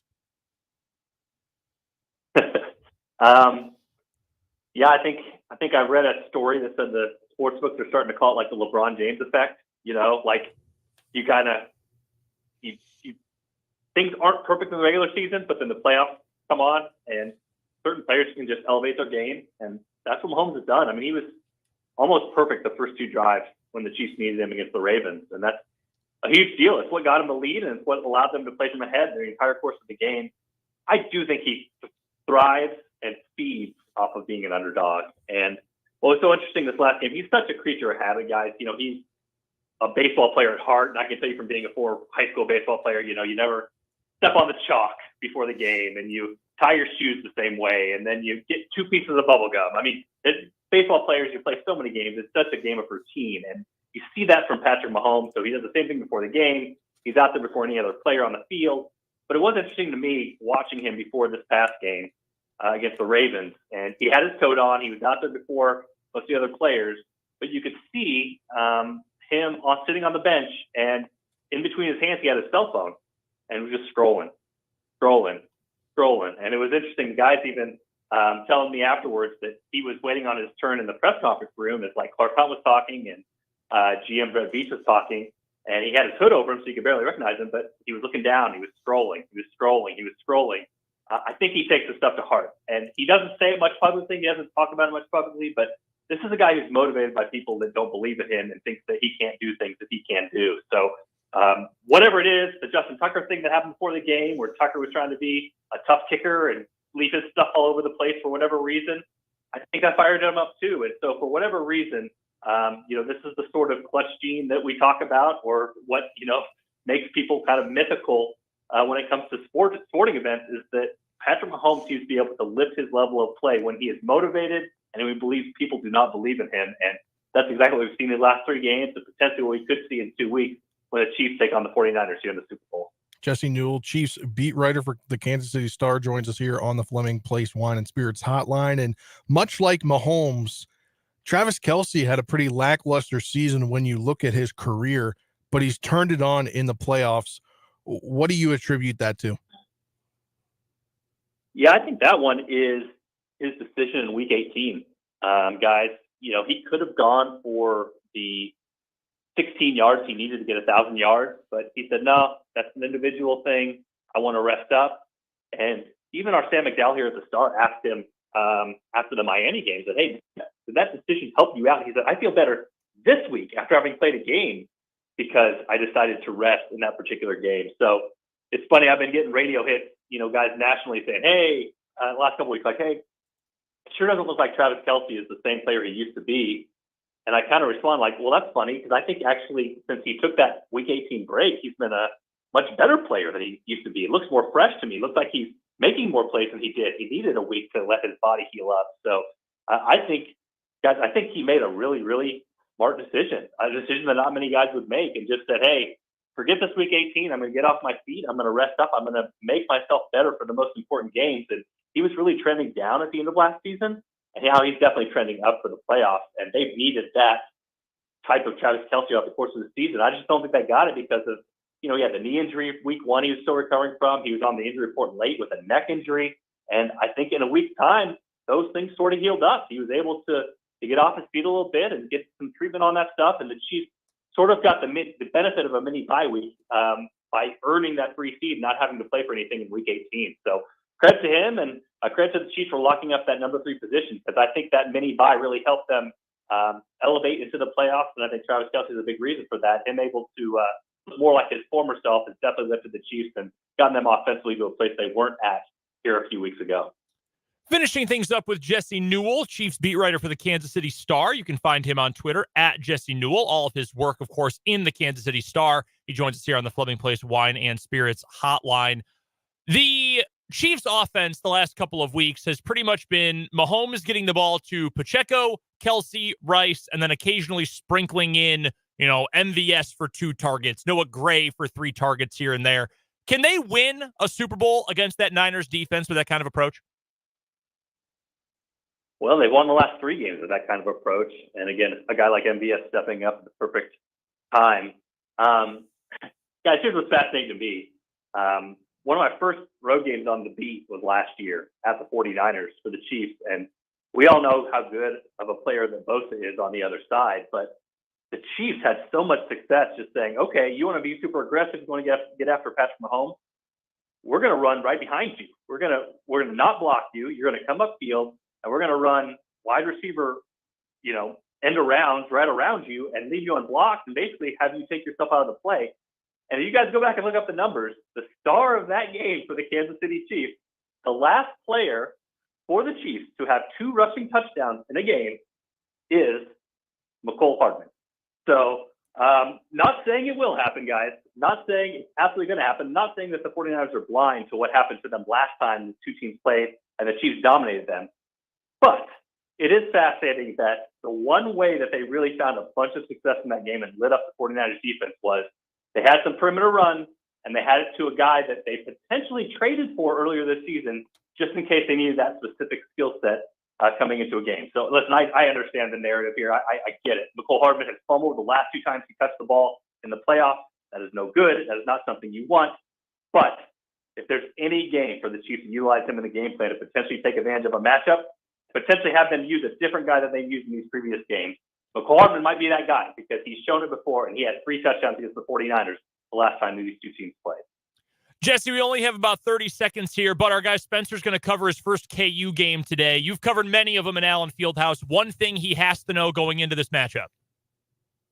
Nothing. It'll be crazy. It'll be an amazing experience if you've never covered it before. And no matter how much KU gets down, they're going to win. Just know that. That's what's going to happen in this particular game. Jesse Newell covers the Kansas City Chiefs for the Kansas City Star. Go find him on Twitter at Jesse Newell. And, of course, go check out the Kansas City Star for all of his great work covering the reigning Super Bowl champions and maybe future Super Bowl champs as well. Jesse, we appreciate the time, my friend. We'll talk to you soon. All right. Sounds good. Thanks. That's Jesse Newell from the Kansas City Star. Great to hear from Jesse. It's been way too long since we've heard from the great Jesse Newell. Coming up in the 4 o'clock hour of the show, we will hear from Michael Swain. We've got What Is Wrong With You, and we'll talk about the Big 12 football schedule coming up on 580 Sports Talk.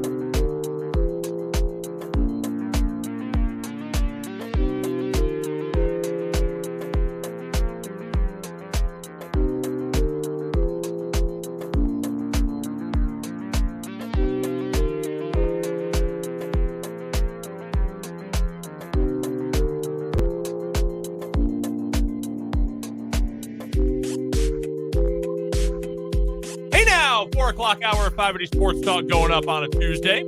We have a little snack. Brendan Drzinski, Dan Lucero, Spencer Dupuy here with you. Someone brought in apple turnovers. Yeah, I saw that. There were apple turnovers. There was one blueberry muffin, and I housed the blueberry muffin. I said one of the turnovers. I thought I had another minute. I'm not going to lie. I was going to go snag one, but then I realized I'm going to get some goodies tonight at Allen Fieldhouse. So Oh, yeah. I'm going to save the carbs and everything for that. Yeah, our pals at 23rd Street Brewery, I imagine, have the hookup for the catering. They usually do. The bill self, delightful. Absolutely delicious. Truly excellent. Got some salad. Usually have a cookie tray out as well. As I mentioned, the dilly bars at halftime. That was more of the reason why I was not gonna get That's fair. a pastry from out there. Wonder what they'll have at Bramlage for the media contingent tonight. I'll be at Bramlage for K-State Oklahoma. So confirmed now. Yes, we can confirm. Yeah, we're gonna have wall-to-wall coverage tonight. Yeah. K-State coverage with Dan, KU coverage with Spencer. So make sure you're checking out the 580 Sports Talk Twitter account if you're not already following it. I'm sure you are, but in case you're not, go find us on Twitter. Camera's gotten worse, man. If you want to call it X, you can call it that too. Go over there, though, and look up 580 Sports Talk. Make sure you're following us. We'll have full coverage from K-State first. Dan will be live tweeting that game, and as soon as he's done, it'll be Spencer taking over from KU. 7 o'clock tip-off for K-State, 8 o'clock tip-off for KU, and the K-State pregame will also begin at 6 o'clock here on 580 WIBW tonight. Looking forward to it. Going to be a lot of fun basketball action, and of course on our YouTube and our Facebook pages as well. We will also have the Chiefs instant reaction post-game show, or not Chiefs, but our instant reaction shows. We'll do a K-State one and a KU one tonight with Dan and Spencer, respectively. So looking forward to all the college hoops coming up this evening. We'll talk about those games a little bit more at the bottom of this hour with Michael Swain for Jayhawk Weekly, and we will talk about both games as well in the 5 o'clock hour, too, coming up in just a bit. Your texts are welcome, 785-272-9429. Your YouTube comments are welcome. Again, 580 Sports Talk on YouTube. The Big 12 released its football, gosh darn it, its football schedule for 2024 earlier today. All right, I'm going to start with the good here. KU, finally, mercifully, is not scheduled to have a Friday game. Yeah! That's Woo! wonderful news. Been much too long. Far too long. Their opener against Lindenwood. They're playing Lindenwood. Yes, they are. Lindenwood. They're playing Lindenwood on a Thursday night. That'll be that's a week 0 game, isn't it? 8:31 or no? Everyone plays 8 because of the calendar being all weird this year. Week 1 is the 31st. Okay. And then, so KU will actually play then on the 29th. Right. And then everyone gets 2 bye weeks because of it. Because they keep the championship games on the same weekend. That first weekend of December. Yeah. So a weird calendar fluke. It only happens once every few years. So that's week 1 for everyone. So a handful of teams are going to play as early as August 24th this year. Crazy. Yeah. So there are some week 0 games, just none in the Big 12. Yeah. Man, it's quite a collection of. Is it not Abilene Christian anymore? Is it just Abilene now that Texas Tech plays, or is that different school perhaps? I can't imagine there's another one. I think it's still Abilene Christian. I have not heard otherwise. They're here as Abilene. They wouldn't be the first school to maybe Brett Yormark want to de-emphasize the religious connection to their school. Maybe Abilene Brett Yormark's Christian really is still secular? a school. Yeah, I mean, their website's still ACU. Huh. Says Abilene Christian on the website. Huh. So, well, that's who Texas Tech is playing. There are a lot of FCS opponents. Central Florida's playing New Hampshire. That's very funny. Baylor's playing Tarleton State. Iowa State and Colorado. Well, not so much Iowa State. Iowa State plays North Dakota. Iowa State, Colorado, and Oklahoma State. You need to make some phone calls. You need to make some phone calls, and you need to get out of those week 1 games. Colorado plays North Dakota State. Oklahoma State plays South Dakota State. don't love either of those. I wouldn't want to play. I know Oklahoma State, they've got a lot back, and ideally Colorado did actually recruit some offensive linemen this year in the portal, so they won't be a sieve up front. We'll find out. We'll find out in a hurry, won't we? Yeah, I wouldn't want to play those games for any amount of money. Like, No. you'd have to. I know those are buy games. If it's a FBS playing FCS, man, if I were an FBS program, North Dakota State would have to pay me. South Dakota State would have to pay me to come and play us. I don't want those problems. K-State fans, Well, not long ago, North Dakota State came to the Bill and won. Yeah. Oh my gosh. By the way, I was looking this up. So when KU plays when KU plays Lindenwood, it will be 6 years and a day since the last time Lindenwood played against Washburn. And that would have been in St. Charles. Yeah. It was not long ago. They were an MIAA program, then GLVC, and now into the Ohio Valley. That's the war. Yeah, that's the weakest team that anyone plays week one. Well, I mean, it doesn't really matter. Yeah. Like K-State plays UT Martin. Yeah, that's an interesting pairing. Yeah. So I think that's good for KU. No Friday game. It has been too many years of Friday games. Awesome. Good job, Kansas, not ending up with one of those. Hopefully that Illinois game doesn't get moved to a Friday like it did this year. K-State might get a Friday game. It is currently listed as Friday or Saturday, week 3 against Arizona. Two things here. One, Arizona will be a Big 12 member in this football season. That is not a conference game. And you might say, but yes, it is. They're both in the conference. Well, they were previously scheduled to play each other anyway. And instead of canceling the contracts and both having to go find someone new and having to pay for an opponent, they're just going to play each other anyway and not count it as a conference game. The Big 12 said, okay. See, I like this. When I was at Marshall, or not even at Marshall transitioned to the Sun Belt, they had Appalachian State on their schedule, and the conference said, no, you got to find yourself another non-conference game. And they ended up playing some buy game or pay. Yeah. They had pay game where they paid somebody off to beat them handedly, and it was just not worth it. I would have like there was talk they could have played it. Mm-hmm. I wish they would have, because it would have. I think it's better to play out the opponents on the schedule. I'd rather get a Kansas State Arizona game week 3 than that doesn't count as a conference game than get Kansas State having to scramble and call UMass. It is funny though that game. And I don't know if Arizona is going to be quite the same without Fish there, although I do like Brent Brennan a lot, especially since they were able to keep Fafita and a few others on that Arizona team. That game is going to be two teams that are both in the Big 12 playing each other in September in a game that matters more for the playoff than it does for the Big 12 championship. Yeah. Which is a very, very funny way to look at it. Baylor-Utah is also not a conference game. Baylor goes to Salt Lake City week 2. And that is also not a conference game. It's the same scenario, a previously existing contract that the league decided, we're not going to make you tear that up. Certainly easier to do it like that. It is, and it makes for a better game. Those are good matchups. We should want to see them played. Like, if you are a Kansas State fan and you pay for season tickets, wouldn't you rather see a game like that than have, I don't know, New Mexico State? Yeah.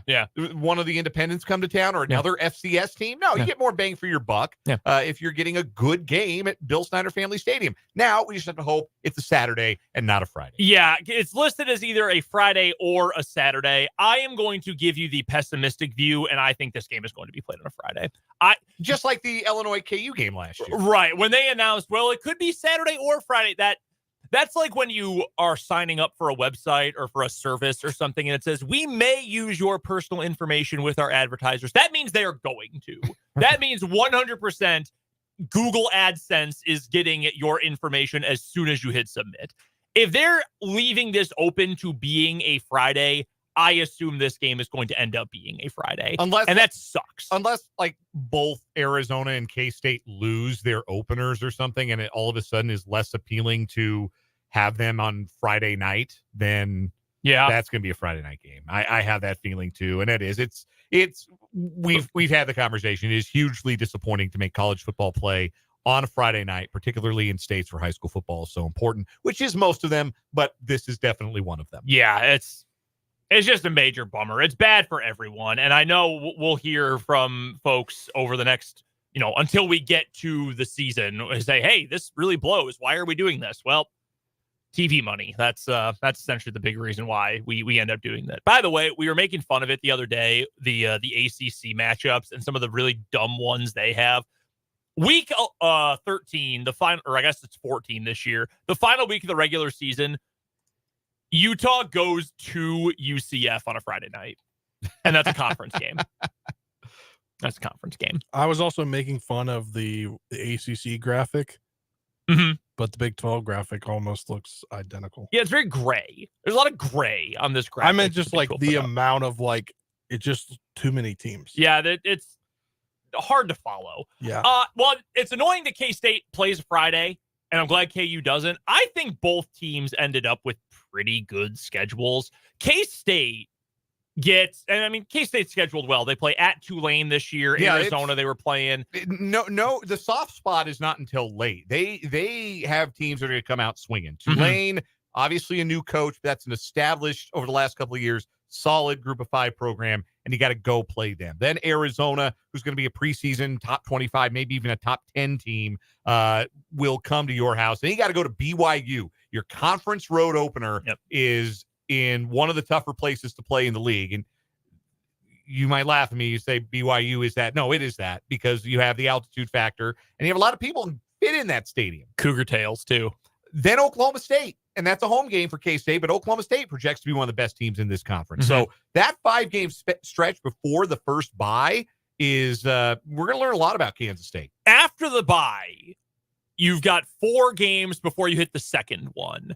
And while the opponents, one of the opponents I think is going to be quite good, the other 3 I think will be in the bottom half of the league, but they're all on the road, and it's a lot of travel. K-State in the middle section of the schedule is going to go at Colorado, at West Virginia, home for KU, and then at Houston. That's a lot of travel in a month-long stretch. Yeah, K-State comes out of there 3-1. They'll be doing well to do it. Yes. That is difficult. But those are, like, in a vacuum, all winnable games. Like, they've dominated the Sunflower Showdown, and they get it at home.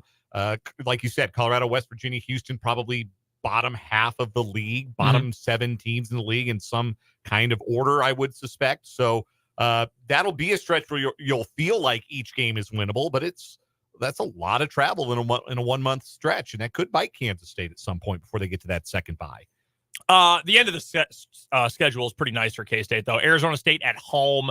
I'd be a little more worried about that in Tempe, but at home, that's fine. Cincinnati at home. They're still coached by Scott Satterfield. They should win. And then Farmageddon on the road to end the season. But again, those last 3 games come after a bye week.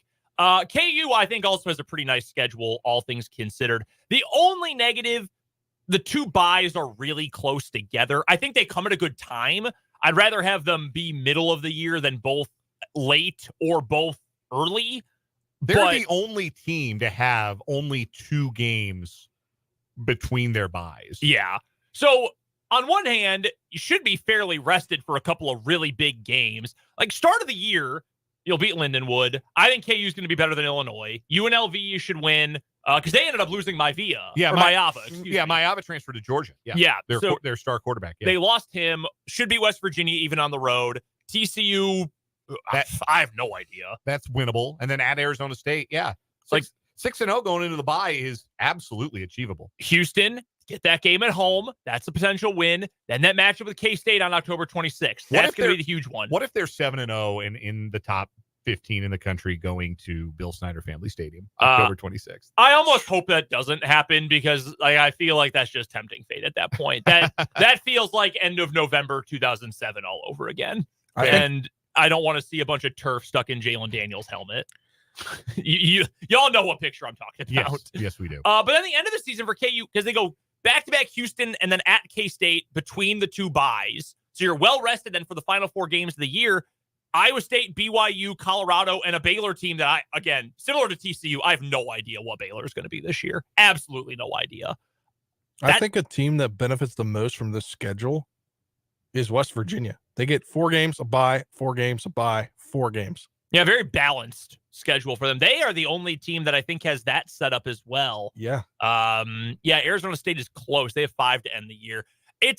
I think it's nice when teams get 2 byes. This doesn't happen very often. It's just because of how the calendar falls with the Saturday, that last day of August this year. I do think it helps. I think it helps quality of games. You get guys healthy. Like I do. I think it'll make for a high caliber of play down the stretch. We have to talk about the biggest news, though, about the KU schedule, which is where all those games in the gray boxes are going to be played. Yeah, so if you didn't see it earlier today, Travis Goff had been teasing this for 24 hours or so, and it was made official today. So KU is going to play home games in Kansas City this year. And I mean both KCK and KC Mo. The first 2 games of the year for Kansas, Lindenwood and UNLV, those will be played at Children's Mercy Park in Kansas City. The other 4 home games, so TCU, Houston, Iowa State, Colorado, those games are all going to be played at Arrowhead. And by the way, we'll talk about this to Michael Swain a little bit later. I tell you guys every week, go be a 24/7 VIP subscriber because it's worth it. Michael has been reporting this for months that this is going to happen. You would have known this months ago if you were paying for Michael's work. Anywho, so that's what KU is going to do this year. I don't like it just on principle. Like, I don't like that you're going to be playing home games on the other side of the state border. And I know that that's not as big a deal as people are making it out to be. Cincinnati basketball for a full season played actually in the state of Kentucky a couple years ago while their arena was being redone. They played at Northern Kentucky's gym. Yeah. So it's not like this is unprecedented. Stuff like this happens. KU has had to beg fans to show up to games. And for the most part, for big games the last 2 years, especially this year, fans have. There have been, I think, 6 or 7 sellouts. Sunflower Showdown was an unbelievable environment last year. The students have done a great job. But you know what's hard to do when you're playing 25 or 40 minutes from home, 40 more than that, to get to Arrowhead from Lawrence? You got to get the students there. Yes. And that's going to be difficult. And it better be free. You better be busting kids for free to get to that game. 100%. Yeah. And while it might be easier for, and I know this has been like Johnson County fans, it's going to be easier to convince them to go to games because that has been the bigger issue than anything. But you know who this is tough for? Like Topeka fans, to fans, Wichita fans, fans from further west. Like, it becomes harder for them. I just don't like the idea of having begged fans to show up to games for the last couple of years, and then all of a sudden, hey, we're moving somewhere else. Well, you got a product now that you don't have to beg anybody to go see. You don't have to do the convincing. The product is a little more able to sell itself coming off of back-to-back good seasons and a chance that you might start next year in the top 25 in the preseason. That will make... Theoretically, yeah. Here's my question for you. For the 4 Arrowhead games, number one, do we know, and maybe this is a question for Michael Swain, are they going to sell seats for the entire stadium? Are they going to tarp off the upper deck? No, it's a great question. Like what the plan is there. And the other question I have is how many do you think, what would be success as far as getting people into Arrowhead to watch KU, TCU, KU Houston, KU Iowa State, KU Colorado? Like what would qualify as a good crowd, a good showing? I will say right now, and because I think this ties into the other point you made, that the product should be selling itself. And I do, in principle, 100% agree with you. The problem is that this is still, and I say this as a member of this fan base, along with being someone who covers the team, as diehard as KU basketball fans are, and as diehard as a small group, and I'm certainly part of this group, football fans are, this is still a somewhat fair weather football fan base because it sucked for forever. Yeah. 15 years of being miserable. Understandable. Yeah. It takes some convincing and some proof. Now, I do think a second straight year coming off of a bowl appearance is going to help a lot more than it even did at the start of this past season. I would say essentially matching the attendance numbers for the booth. Like if you can get 45 to 50 for these games, I think that's a win. And you should be able, there's enough fans in Kansas City and people who will travel from Topeka, from Lawrence, maybe even from Wichita. And there are Kansas fans on the Missouri side of the border too. St. Louis fans might travel a little bit. There's a big KU contingent in St. Louis. You should be able to get to 40 plus, 45 to 50. I think that would be successful to match that. You're probably not selling, what does Arrowhead fit, 77, 70? Yeah, it's in the 70s. Yeah, whatever the number is. I don't think you're going to fill it. Now, No. If it had been this past season and you had gotten Colorado at Arrowhead, you're probably selling it out. Yeah, I think you would have sold it out. By the latter part of 2024, if that Louis luggage is looking a little ratty for Coach Prime's group, I don't know if you're selling that many tickets. But it's also the first time they've played in a long time, so maybe there's some value to that for old Big 8 fans. 76, by the way, 76 plus at Arrowhead Stadium. So I think that would be a positive accomplishment. I will also say this because Spencer mentioned it to me earlier today. He had seen some folks on Twitter who were razzing KU. Oh, you should have done what Vanderbilt did, just play in the partially completed stadium. Or a couple years ago, it was Oregon State. They played in a stadium that was just half demolished. They just filled up half of it. They had a makeshift press box, and they said, hey, we're just going to play on campus. Corvallis, not as close to a major city as Lawrence is, though, so you had fewer options there. I have also been told by a source that is familiar with the contract that KU has with the folks who are building the stadium, demolition crews, everybody who's involved in this. I have been told that the contracts are ironclad, and it's not like, well, the goal is this date, but we're flexible with it. It's like, no, if it is not done, like the stadium and everything in it and outside, it needs to be done by this time, this date. Like, there is no room for error. There's no wiggle room.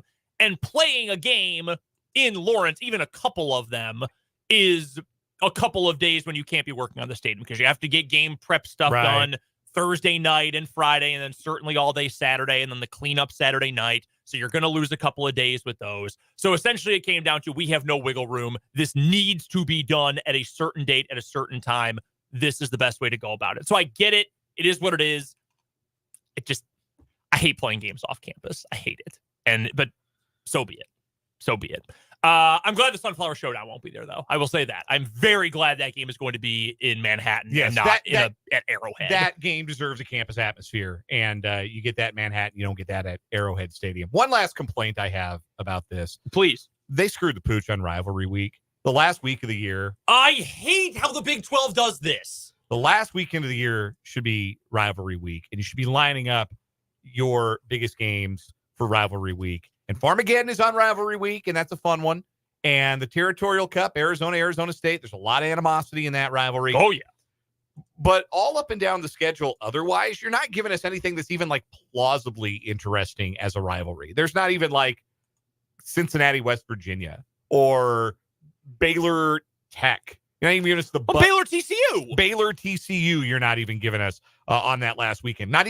You're not giving us the Holy War. Holy War is November 9th in Salt Lake City. But you're not even giving us like the Rumble in the Rockies. Colorado's at Oklahoma or hosts Oklahoma State the Friday before. And I heard from a CU fan today talking about this on Twitter that actually we like the idea of playing an old Big 8 team on a Friday night. Kind of brings back memories of the Nebraska game, the way that used to be. And okay, fine. But like Utah is at UCF on that Friday night. Yeah. The last weekend of the season. Like, I don't know, man. Every other conference is lining up all their big rivalry games. Why, don't you want to do the same? No, I agree. I 100% agree. KU and K-State should not be playing in October. I know that for a lot of the rivalry's history, because I don't want to ignore the history of it. I know that game has been played in October a lot of times historically. That should have enough cachet that you can play that at the end of the season. At least K-State has Iowa State. I understand that's important. That matters to a lot of fans. I get it. But like KU Baylor, that's your final week of the season game. BYU Houston. You couldn't play the Holy War could have been played there. You could have done a number of different things there. Yeah. I'm with you. I agree 100% that is frustrating. They dropped the ball big time. Big time. We have to get to a timeout. We'll come back. We'll get to the What Is Wrong With You January semis. Then we will talk more about this with Michael Swain plus some KU hoops. That's coming up later this hour on 580 Sports Talk.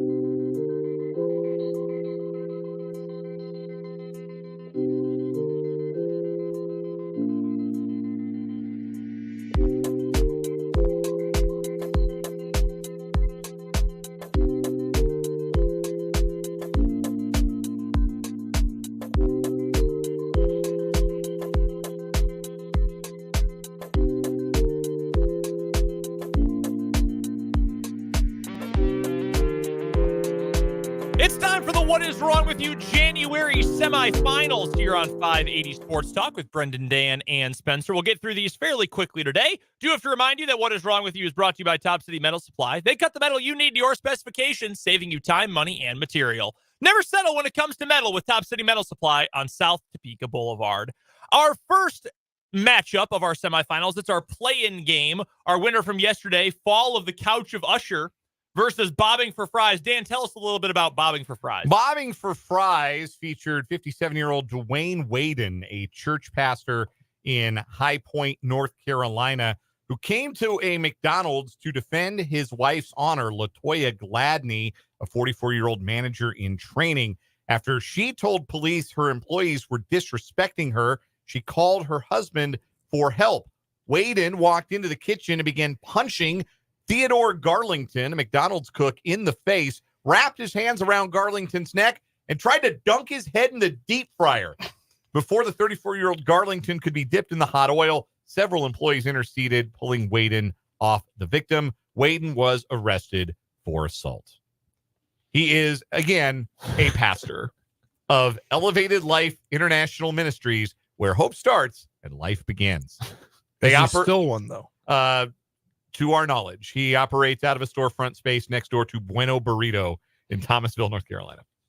Bueno Burrito. I love that detail. Our winner from yesterday was, and this was not our headline, Fall of the Couch of Usher, a woman who had sold fentanyl to a police informant and then was hiding from the police inside of a couch in a hotel. We had a great picture as well. We can throw it up on the YouTube really quickly of this woman just hiding inside the couch and then being what appears to be pulled out by the scruff of her neck. Yeah, pretty wild. It's an incredible, incredible photo. All right, play-in winner. Who we got? I'm going to go with the woman getting pulled out of the couch. Maybe it's recency bias, but it's and definitely the photo evidence is really strong. But yeah, that's really, really funny to me. I'm with Dan. Yeah, all right. That's 2-1. So that advances on to first semifinal, where it takes on the Gorilla Wedding. Yes, this was a group of people that just stormed a tiny coffee shop in Indianapolis and had a wedding without paying for it. Just held their wedding at a little coffee shop and didn't pay for venue rental or anything like that. They did spend $60 on lattes. Nobody left a tip. And then when the venue reached out and said, hey, you could have rented us for, $500 and we would have been happy to have had you. The bridal party said, well, we'll give you $200. And the venue said, no, we're going to invoice you for your time and for the venue rental. And they said, you're being unreasonable. I'm voting for that one. I do love the couch story. These people are the worst. Yeah, they make me so mad. So mad. Just incandescently upset at these people. All right, so that is our first semifinalist winner, the Gorilla Wedding. Semifinal number 2, we've got the open house school self-shooter and the skid steer psycho. I'll go first with the skid steer psycho. That was a gentleman from Lincoln, Nebraska, who took a Bobcat skid steer from work, drove it down a busy Nebraska Parkway, smashed up an ATM, smashed up the front of a liquor store, started going ham in the parking lot of a Home Depot, and smashed up a police cruiser, which led the police officer to get out of said cruiser and pull his gun on the guy, which was a whole thing. 36-year-old Samuel Perot of Lincoln was arrested for criminal mischief, second-degree assault, and second-degree assault on an officer. Our other semifinalist, we had this one go wire to wire last week. A gentleman in St. Paul, Minnesota, who was at an elementary school open house playing basketball with his gun in the waistband of his sweatpants, and the 30-year-old man shot himself in the leg. He plexico burrist himself at an elementary school open house playing basketball. That's it. He did have a valid permit to carry a firearm, just because you can does not mean you should. Yeah, isn't that a fact? I got to go with that guy. Why does this have to be the semifinal matchup here? That's a good matchup. That's a really good matchup. It should be the final matchup. The skid steer was the first story when you checked in with us, if I remember correctly, right? I was first. What is wrong with you? Yeah, I just wish that they could go at each other in the final round. We end up with a lot of those. Good month. Very good month of stories to start the year. I'm going with the self-shooter as well, though. He plexico burst himself while playing basketball because he tucked his gun into the waistband of his sweats. To go hoop. Those are our winners in our semifinals, the Gorilla Wedding and the Open House School Self-Shooter. They will go head-to-head for the What Is Wrong With You crown tomorrow, brought to you by Top City Metal Supply. Jayhawk Weekly with Michael Swain is coming up next on 580 Sports Talk.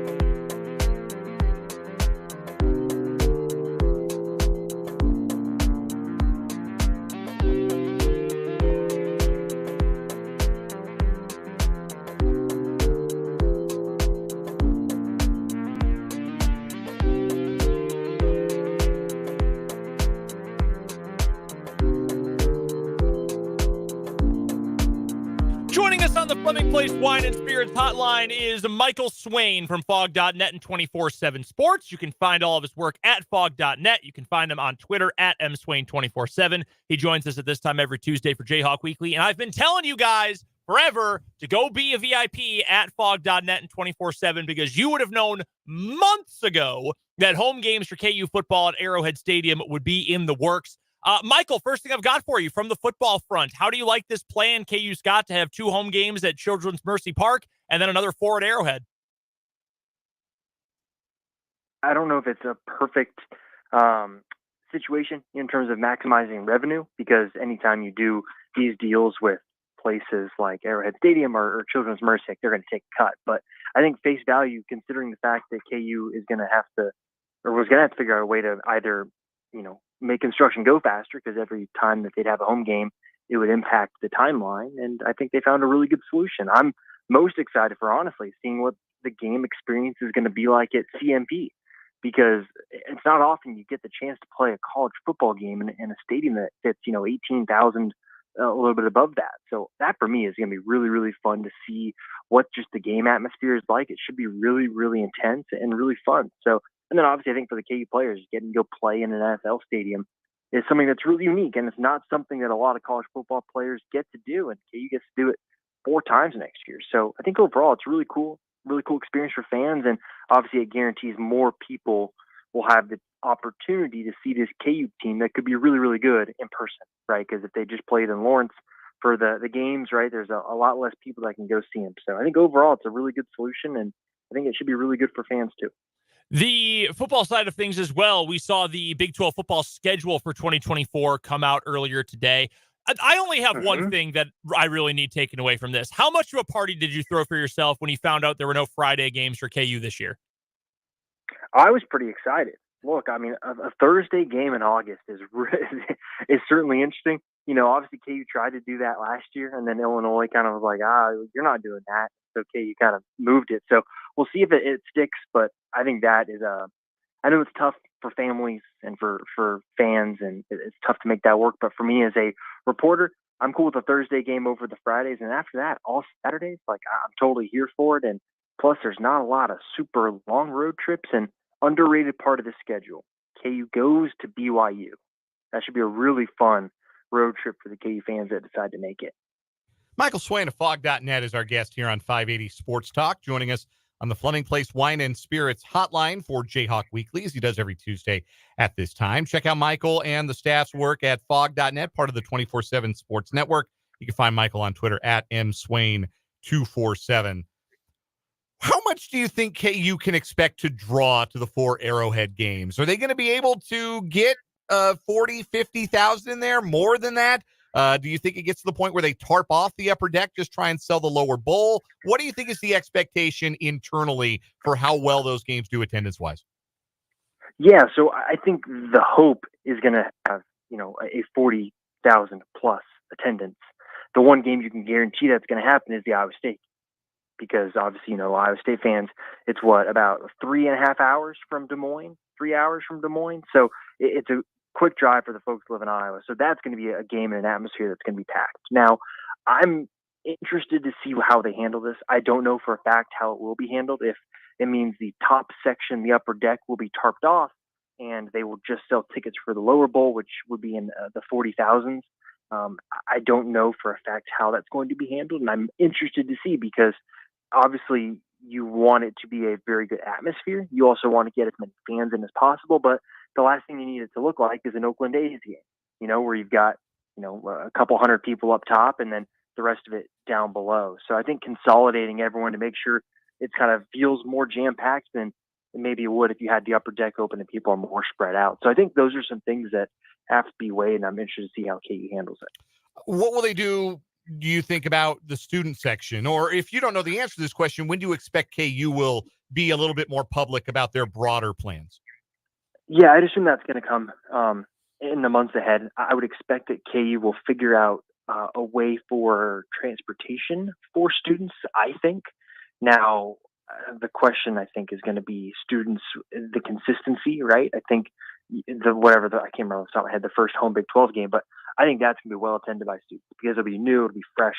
But I'm interested to see what that attendance looks like for maybe a Colorado game later in the year. Obviously, we have to see how Colorado does this year, but I'm not sure again there as well. And I think that's one of those where if KU can provide transportation to get students, whether that be through, you bus students there or figure out different ways to do it, I think it'd be really important, because I think it'd be really cool for the students to get to experience this as well. And there are a lot of students that don't have cars, right? So getting transportation provided would obviously create a larger opportunity for students to attend who maybe don't have the same transportation methods that others do. Why not all 6 at Arrowhead? Why the 2 at Children's Mercy Park? Because that is a smaller venue, obviously, and could create some issues for season ticket holders if supply is outweighed by demand for the Lindenwood and UNLV games. Totally. So, this is kind of something that developed late. If you go back to kind of the start of the year and even in the first kind of week of January, the plan was going to be to have 2 games in Lawrence. And then I think, and Douglas Drott has talked about this, that for every single home game KU hosts, a week at minimum is added to the construction timeline. And I think any one of us who have been around Lawrence and 23rd Street, you just know projects in general take longer sometimes than expected. So there's no reason to add, that added sort of length to things when it's unnecessary. So I think KU pivoted and discussions with CMP were had, and I think it's a good compromise, because I think at that point things had kind of been locked in with Arrowhead. Michael, that was a pretty generous way to put Lawrence construction just now. Yeah, and look, I don't believe it's obviously different, that they're going with, I believe, Turner Construction, so it's not like they're using the same people, but just generally, like any sort of project, it tends to take a little bit longer than people would like to say on the front end that you expect it's going to take. We're chatting with Michael Swain from Fog.net. It's Jayhawk Weekly here on 580 Sports Talk. Michael joining us on the Fleming Place Wine and Spirits hotline. You can go find all of his work covering KU at Fog.net and 24/7 Sports. Also, make sure you're following him on Twitter at mswain247. Let's pivot to the hardwood. Michael, KU in action tonight against Oklahoma State. KU smacked OSU at America's favorite wrestling gymnasium early on in Big 12 season. Is there any reason to be concerned for KU in this game other than maybe it's just a look-ahead spot knowing Houston comes up this weekend? Well, I think that is the reason to be concerned. And look, it's such a weird situation. I think Bill Self talked about this yesterday, where KU's going to play, Oklahoma State twice before it plays K-State once and before it plays Oklahoma twice. Like, there's so many of these games now where like Texas Tech on the road, Houston, they're going to play twice, Baylor, they're going to play twice. Like, it's so weird. And it comes in such a short period where you wonder if the look-ahead spot could be amplified.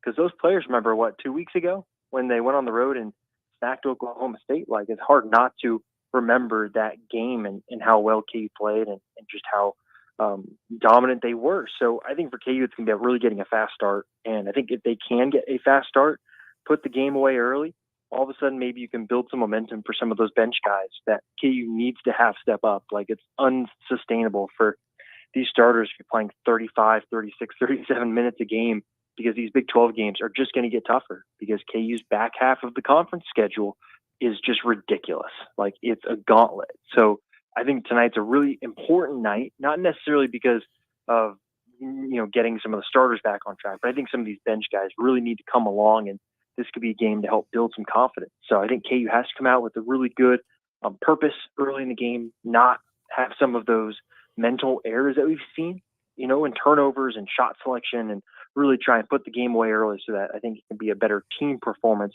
rather than, oh gosh, here we go, KU starters coming back in the game with, 6 minutes left in the first half and they've got to go on a run to make sure they go into halftime with a decent lead.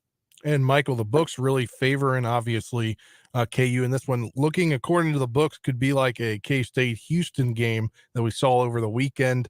It's at 16.5 on ESPN Bet. What do you think about that line? And we kind of talked about you just kind of talked about how KU obviously needs this win. Yeah. Oh man, that's kind of a big number. I think Houston's a bit deeper than KU is. And that's where, in some of these blowout games, for example, you think about games KU's played this year where the bench comes in and KU has a lead, and then over time that lead gets shrunk. And then by the time the starters are back in, it's a close game.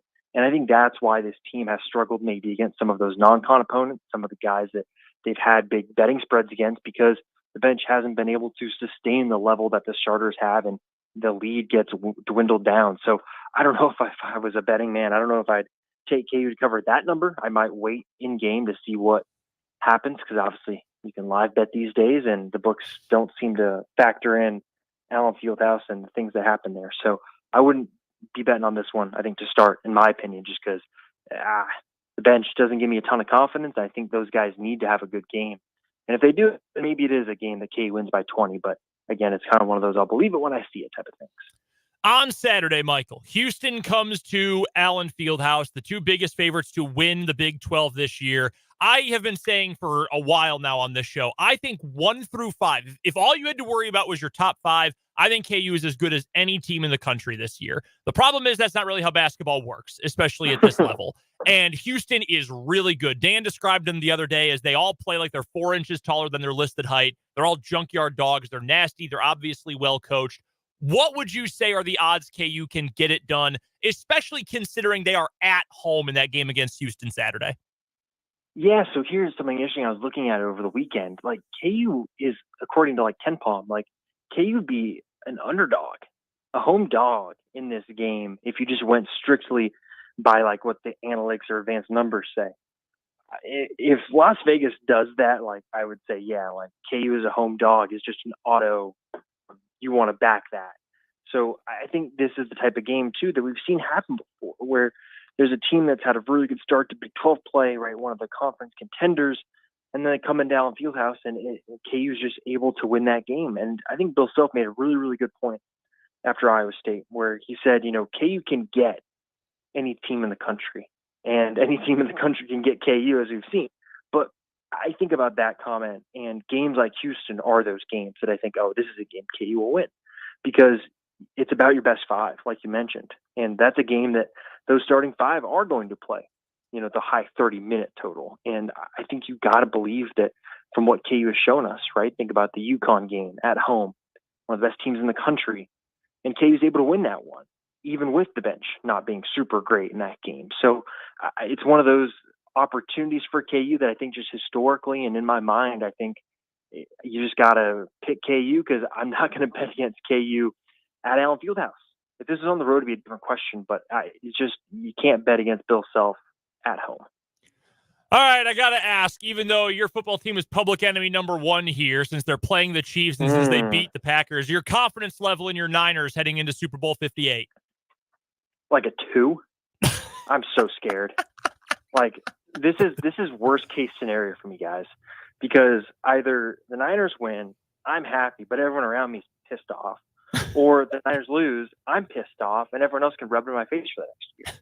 So this is like a lose-lose for me. I'm prepared for the Niners to lose and have it all go wrong and Brock Purdy throw like 4 interceptions. So I'm just going to be mentally hedging for the next kind of 2 weeks. And if the Niners win, I'll be happy and I'll shut up and I won't rub it in people's faces. What is it like watching Brock Purdy play for your favorite team? And that's a funny question without context, but you covered Brock Purdy when he was at Iowa State. Yeah. What has it been like watching him now play for your favorite NFL team?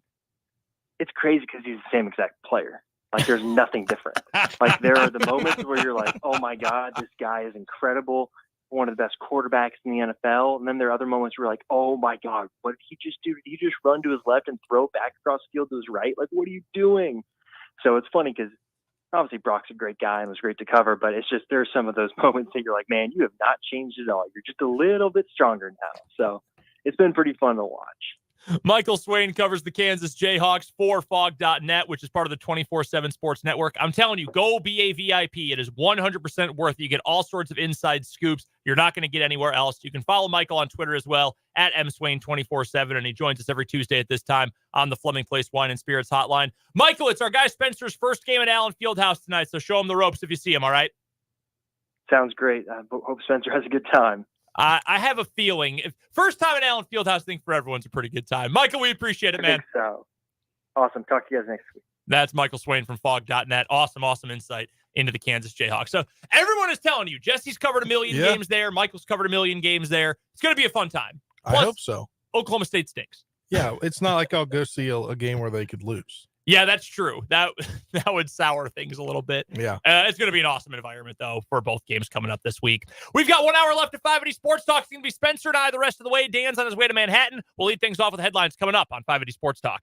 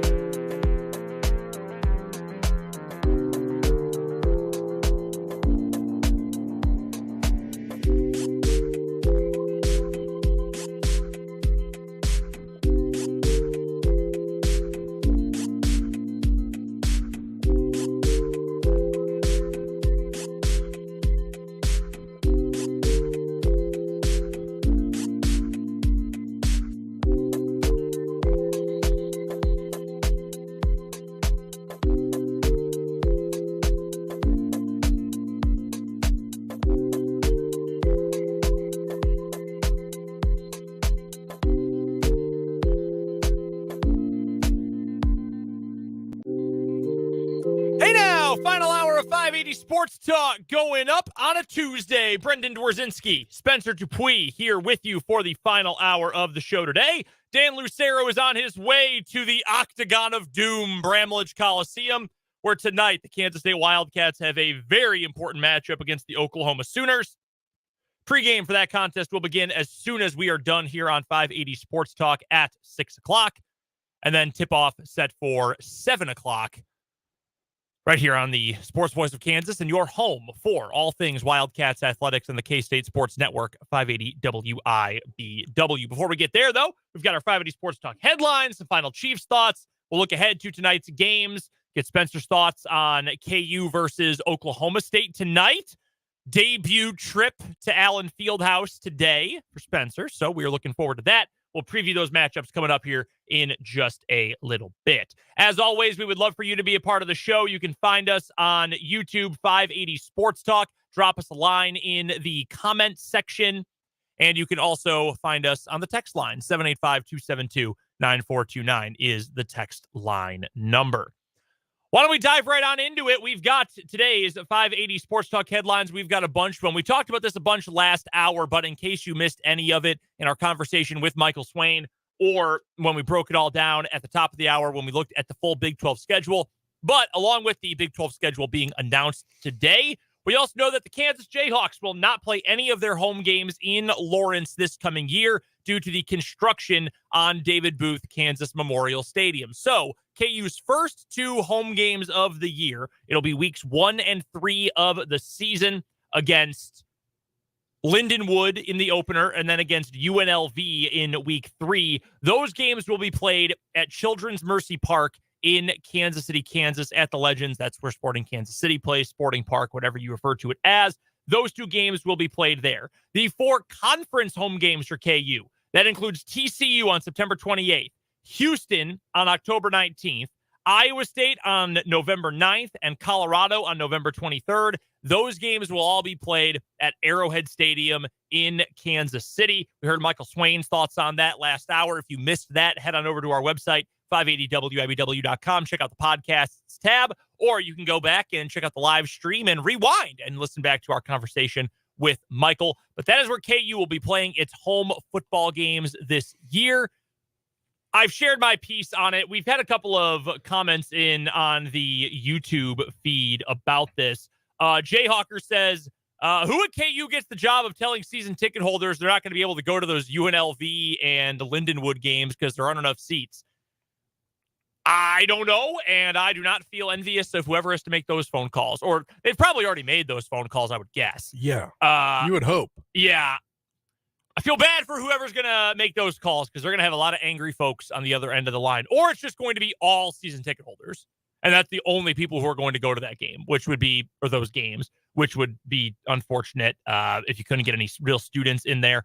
Also, this is from Matt on YouTube. He says, I get it. It's a necessity, but it comes at the cost of the college game experience, particularly for students and the Lawrence business community. He also added, when KU and Missouri played at Arrowhead in the late 2000s, it never really felt like a college game. I fear this will be the case again. And I agree wholeheartedly with Matt on all the points he raised up there. I want games at campus sites. So, and I wasn't around for the border war games that were played at Arrowhead, whatever years those were, 07, 08, 09, 08, 09, 10, whatever they ended up being. I was not around in the area for those. I was just watching them from afar. But generally speaking, if you can play a game on a campus, play the game on campus. That's how you get the best environment, the best energy, the best crowds. It's never quite the same when you play somewhere else. But again, as I've said, I know how the contracts roughly look for the process of rebuilding David Booth Kansas Memorial Stadium. I understand why they are doing this. I get it. It just feels wrong to me to not be playing these games on campus. But if the exchange is no Friday night game for KU, I guess I've been complaining about that. And please, I'll do anything for you to take those off the schedule. Well, I guess we truly did get anything. Also, this is not for the public to care about. This is more so for us to care about. It's going to be a lot more difficult to go from Topeka to Kansas City to cover a game than it is to go from Topeka to Lawrence to cover a game. That's a lot more driving to get from, say, Huntoon Hill all the way to Arrowhead on the east side of Kansas City than it is to just take 70 to K10 or 24 or 40 highway to get to Lawrence. But so be it. I was not consulted about any of this, so I guess that is what it is. But if you're planning to go to a KU home football game this year, you will not be going to the booth. You could show up. You'll be behind, a construction zone, but you'll have to go watch them either at Children's Mercy Park in KCK or at Arrowhead Stadium at the Truman Sports Complex. First headline for you, Spencer.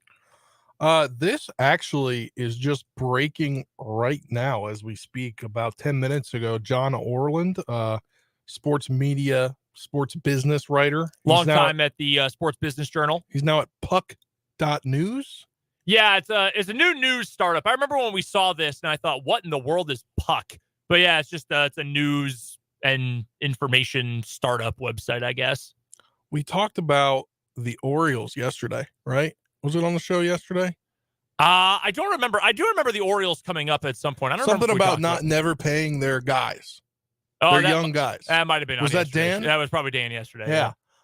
Well, the Angelos family is selling the Orioles to a private equity firm for $1.725 billion.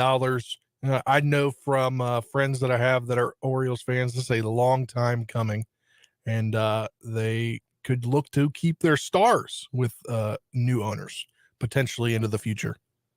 That broke about 10 minutes ago. Yeah, so that's always the question here. Angelos is a bad owner. I don't think anyone's really going to dispute that.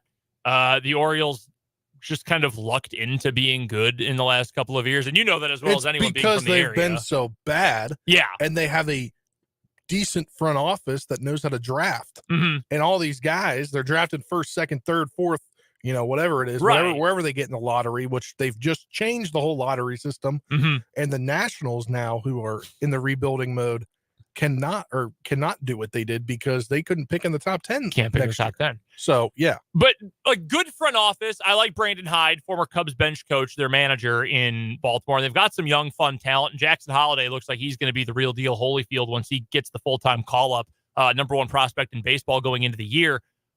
But just terrible ownership, cheap ownership. Not surprising. This had been rumored for a while that a sale from John Angelos was coming. Here's the question, though.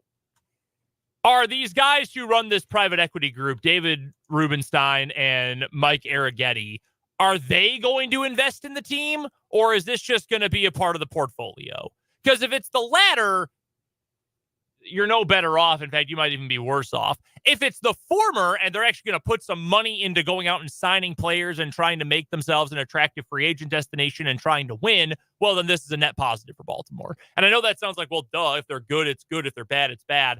But this is a unique situation here if you're selling it directly to a private equity group, or at least two guys who run private equity groups. Yeah, I also wonder from a different perspective, a Nationals fan perspective, are they selling their team and their television channel, or are they just selling the team and will still own the television channel Mid-Atlantic Sports Network, which is in a lot of turmoil because they were never paying the Nationals their fair share and they're still in court for it. So that'll be interesting. Yeah, that is kind of an interesting situation there.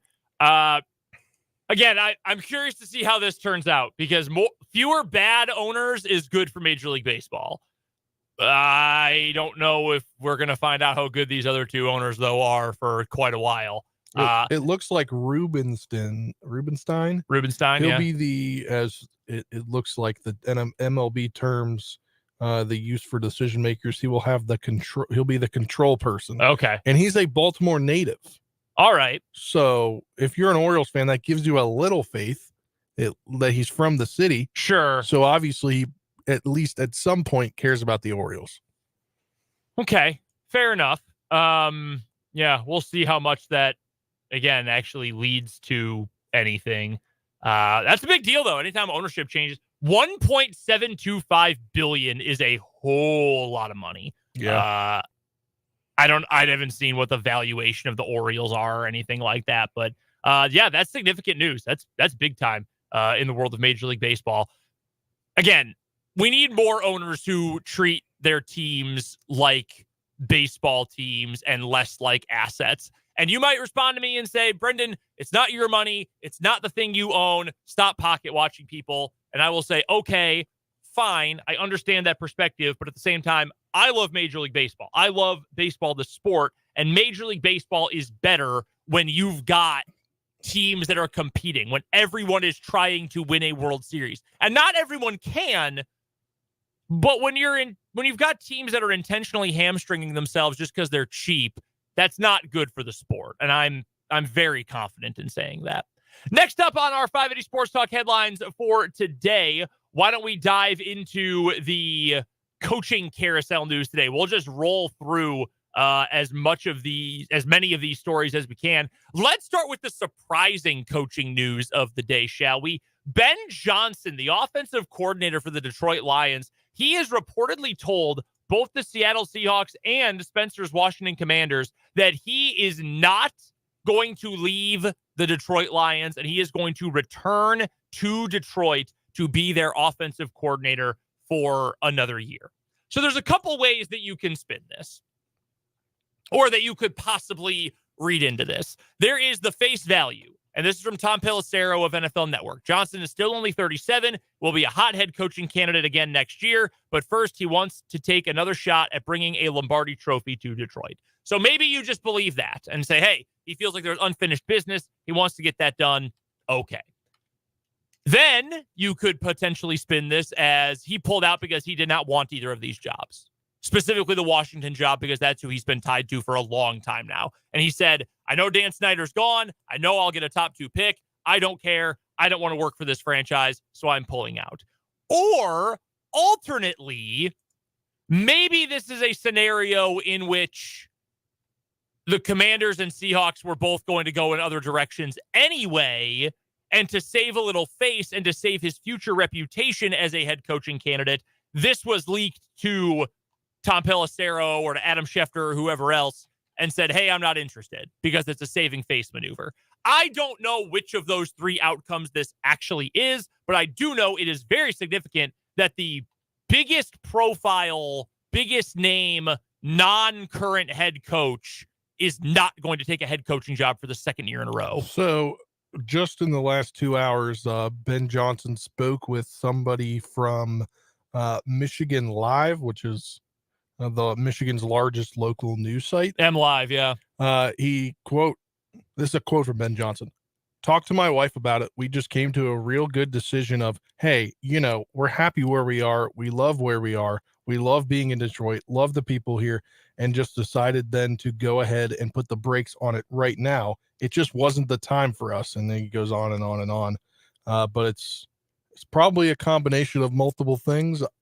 It doesn't seem to be, I think it more seems to be what he says here. I think some people, I can just speak on a personal level, some people, they really want to climb as fast as they can. I know particularly young coaches want to do that. That's not been the case for me per se.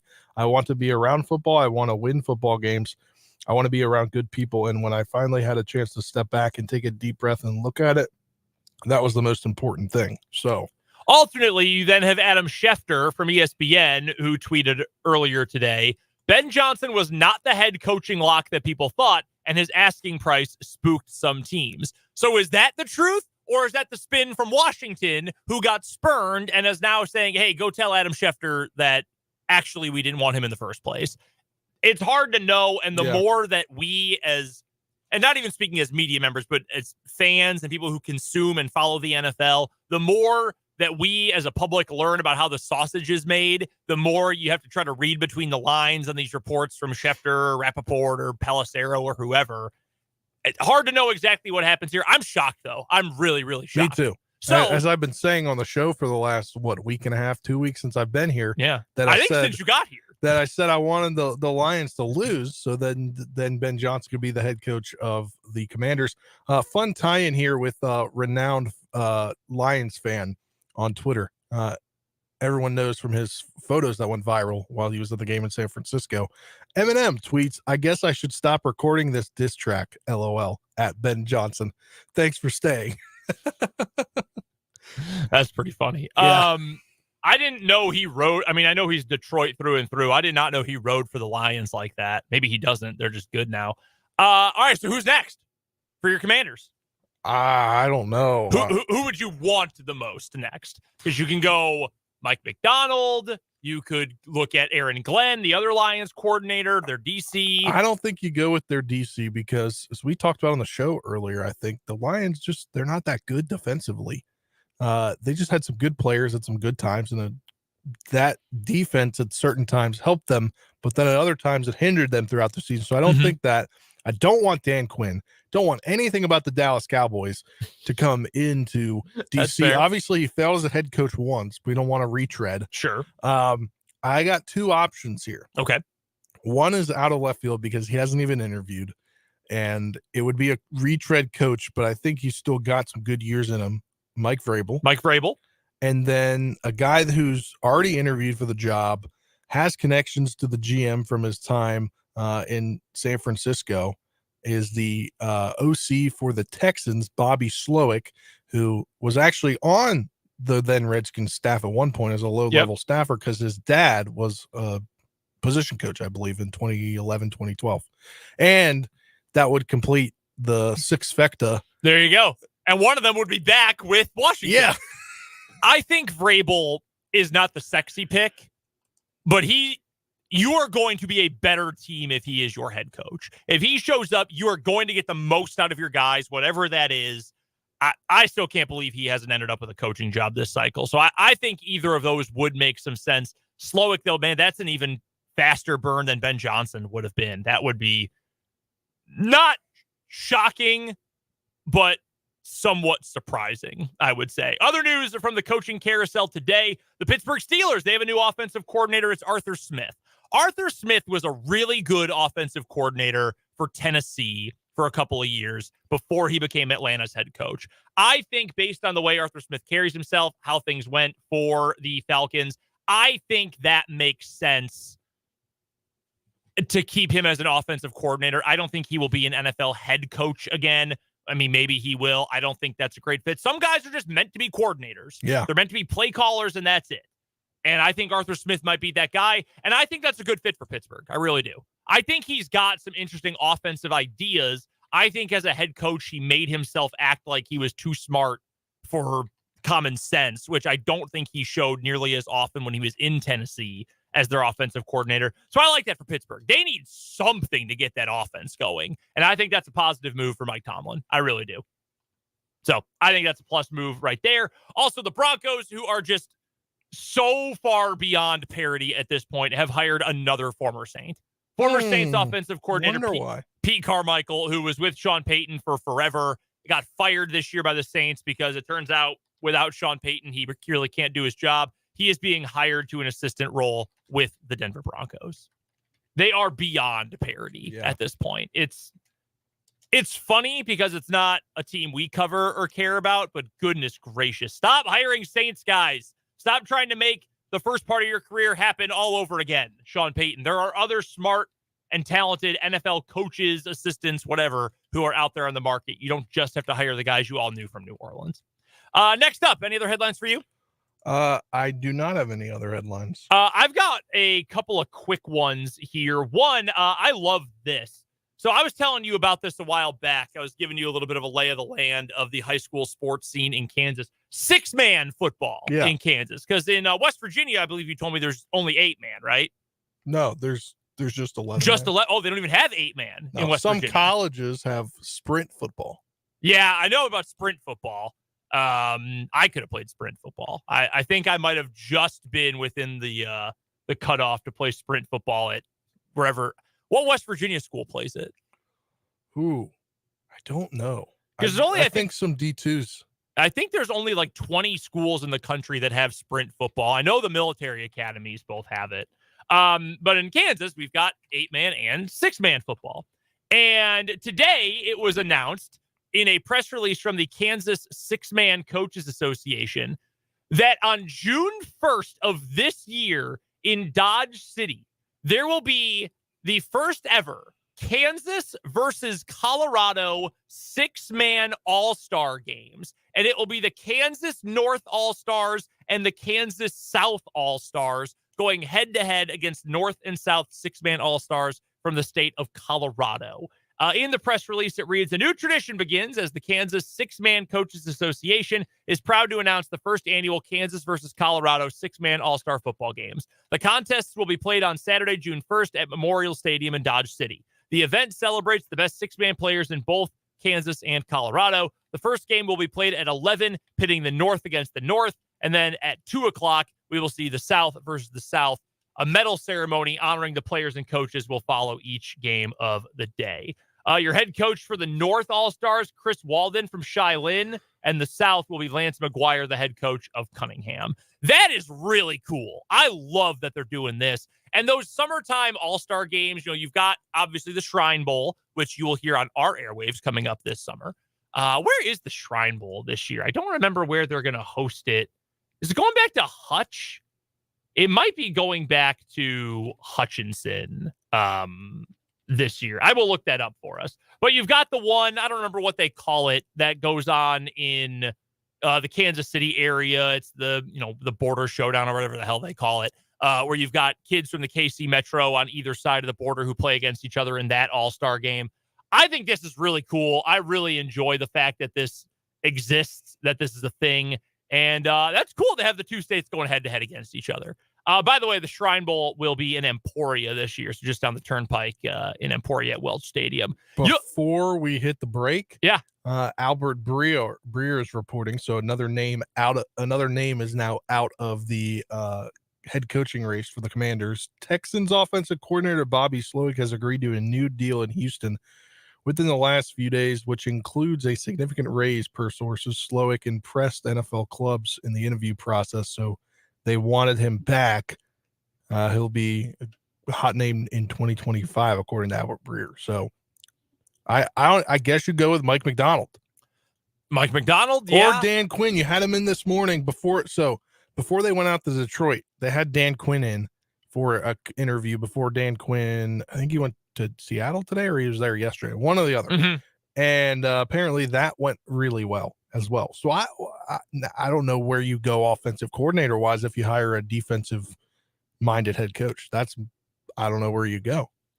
Yeah, no, it's a good question. I don't know who's the hot name quarterbacks coach essentially, or running backs coach somewhere. Unless you keep EB. Well, maybe you do. Although you're going to let your coach make that choice. And I would imagine whether it's, Quinn's been around forever. He's got connections. Or if it's Vrabel, he's been around for a long time and was a long-time player. He's got connections as well. So I would imagine they will be able to find someone in that way. But I don't know. That's a tough spot for both Seattle if Seattle gets Mike McDonald, who Dan wants them to get, I guess that still works out just fine for them. That's a curious spot for Washington, though. I'm very fascinated by where they end up going. That will do it for today's 580 Sports Talk headlines. We'll talk a little bit more Chiefs football coming up later on in the hour. First, though, some college hoops. K-State in action tonight here on our airwaves. We've also got KU coming up tonight against Oklahoma State. We'll break both of those games down coming up right after this on 580 Sports Talk.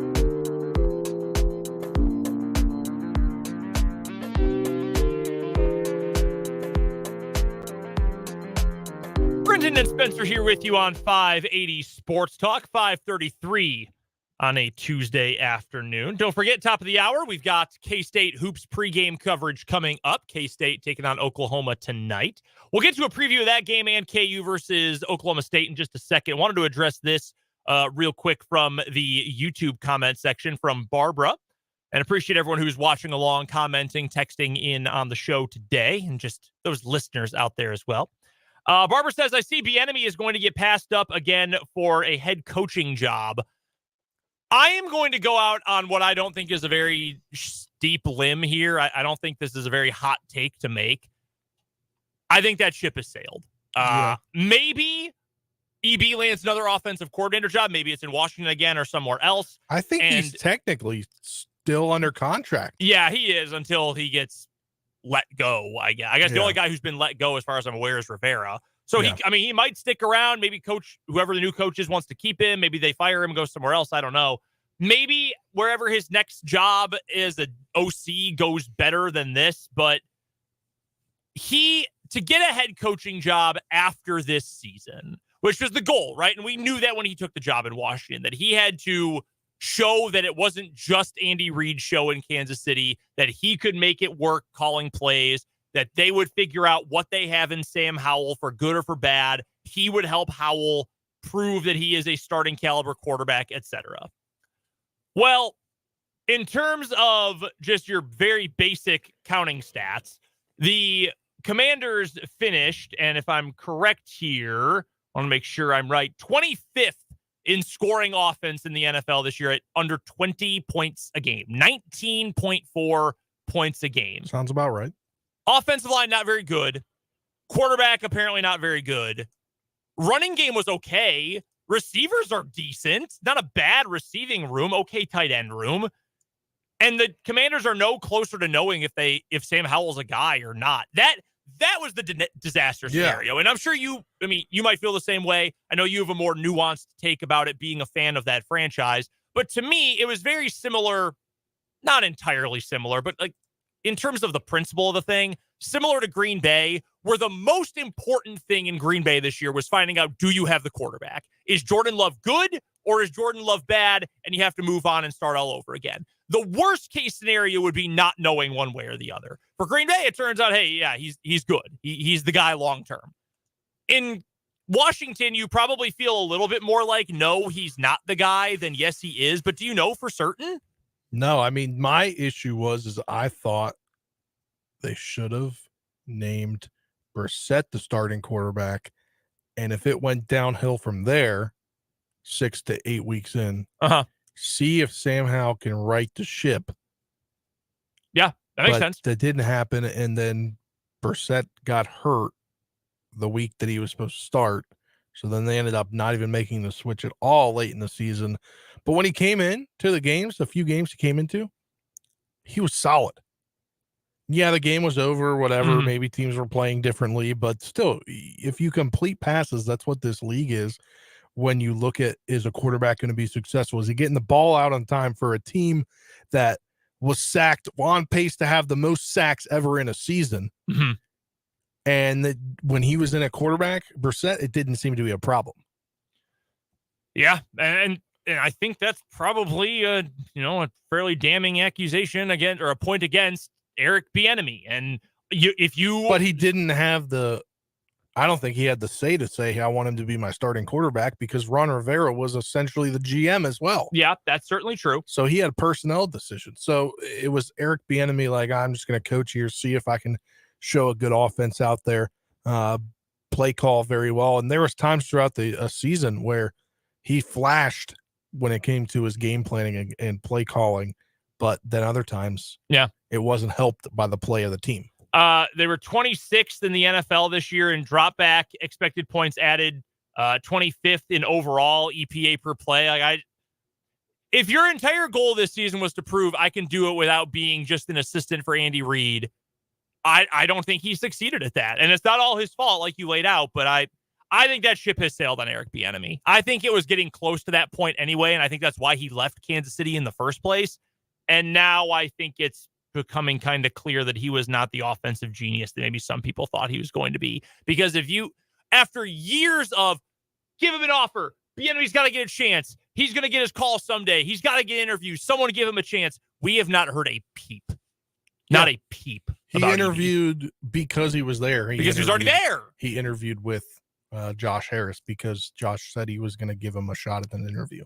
And I appreciate that he did that. And I don't have anything personally against EB. I just don't think it's going to happen. And it's going to take a couple years probably of good offensive coordinating for him to get another chance at that. And if you want to say that's unfair and he should have gotten a chance earlier in Kansas City, I'm not necessarily going to deny that or to refute your point. He's not even being interviewed for OC positions, though. No. I mean, it's like Tampa not interviewing him. Mm-hmm. The Panthers didn't interview him. Like, he just wasn't being interviewed across the league, which to me was kind of weird. And Ron Rivera was getting defensive coordinator interviews over Eric Bieniemy getting OC interviews.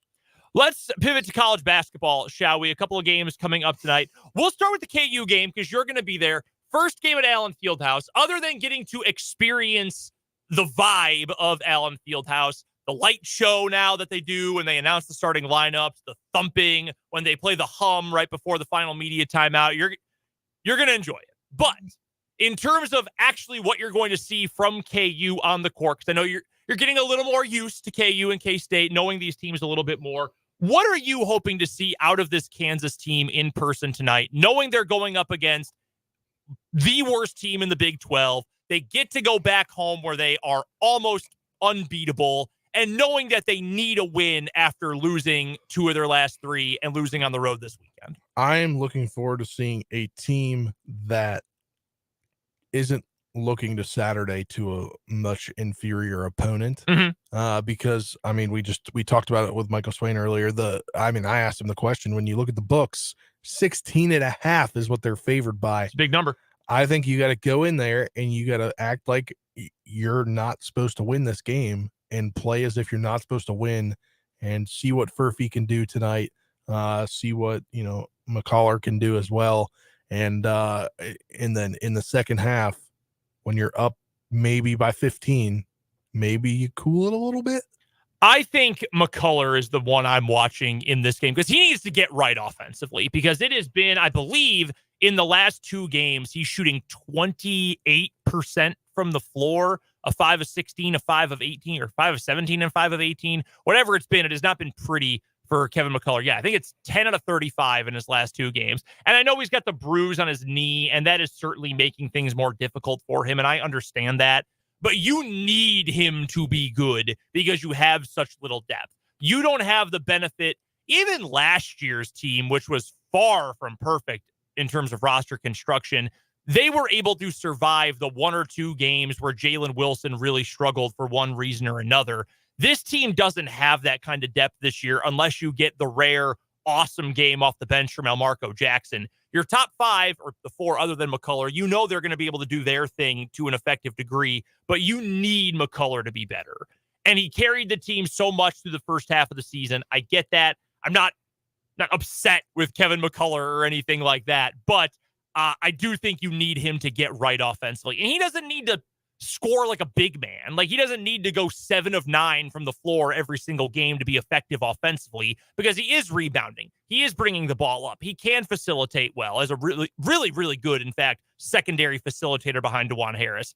But you need him to be more efficient. You can't have a guy like that be going 5 of 18 from the floor or 10 of 35 over a 2-game stretch. You need more efficiency out of him. And hopefully this is the kind of game where A, he can show you that, and B, that you can go up 20 points in the second half and then can take your foot off the gas and give a little bit of an extra breather to McCullar, to Dickinson, to the entire starting 5. Get that bench in there a little bit more just to save the legs a little bit going into the game coming up on Saturday against Houston. Outside of the basketball, the thing you're most excited about seeing at Allen Fieldhouse the first time? I think it's just covering a Power 5 team. Yeah. Because I've not done that. Mm-hmm. Marshall, great program, great access I was given when I was there. Not quite the same, though. Mid-major school. Mm-hmm. I think the personalities with head coach Dan D'Antoni, being around the block Sure. made it the program be run like maybe a higher tier D1 school. Sure. And then going to cover Marshall at Maryland, got a little sneak peek of that in 2018, I think. But I'm just looking forward to covering, the big thing. It's going to be awesome. Yeah. I don't know how the crowd will be considering the opponent. And a midweek game. Yeah, knowing that Houston's coming up this weekend, it might not be an A+ crowd for this game, especially knowing KU's off to its worst start in Big 12 play in a long time. But even a bad crowd, and I don't think it'll be a bad crowd, even a poor, relatively speaking, crowd at Allen Fieldhouse is better than a crowd pretty much anywhere else. So, no, it'll be a fun time. Check out Spencer's coverage. Make sure you're following us on Twitter and checking out the 580 Sports Talk YouTube as well for all the live game and post-game recap work from Spencer, plus our website at 580wibw.com for the game recap. Dan is on his way to Manhattan. In fact, he's probably almost to Manhattan at this point. Probably about there. Yeah, probably getting ready to pull in at Bramlage Coliseum. K-State tonight versus Oklahoma. I asked Dan earlier, do you feel like these two teams are peers? Because I think they are. And I know Oklahoma, is ranked. K-State is not. I understand that. I think these two teams are on fairly even footing. Oklahoma might have the best player in the matchup, maybe, although I think Kaluma's got the potential to be that any given game. Oklahoma maybe has a little bit more overall athleticism. I think K-State is just as good as this OU team is, though. This feels like a big game to me for K-State, and it's for morale after losing 2 straight and the way they lost on Saturday. But also, when we're talking about NCAA tournament seeding and making the tournament, we said, can you get to 9-9 in the league? 8-10 might be enough. 9-9 almost certainly will be. These kind of games at home against teams that are in the same tier as you, those feel like games you have to win if you're K-State. Yeah, you really do have to win those games, I think. And, they want to shake off the last 2 games. And if you lose 3 straight, that's not a good look, taking your team the wrong direction at this point in the season. You're nearly a month into conference play. Especially, again, at home. You have to win at home. Knowing how hard it is to win on the road, you've got to win at home, which makes this one, I think, a really big deal for K-State. And again, we'll have coverage of both games tonight, K-State and KU. So go follow us on Twitter at 580 Sports Talk. Follow the 580 Sports Talk YouTube channel for the post-game reaction shows. And we'll have game recaps of both games as well written up over at 580wibw.com. We owe you a timeout. When we come back on the other side of this break, some final thoughts on the Chiefs for the day here on 580 Sports Talk.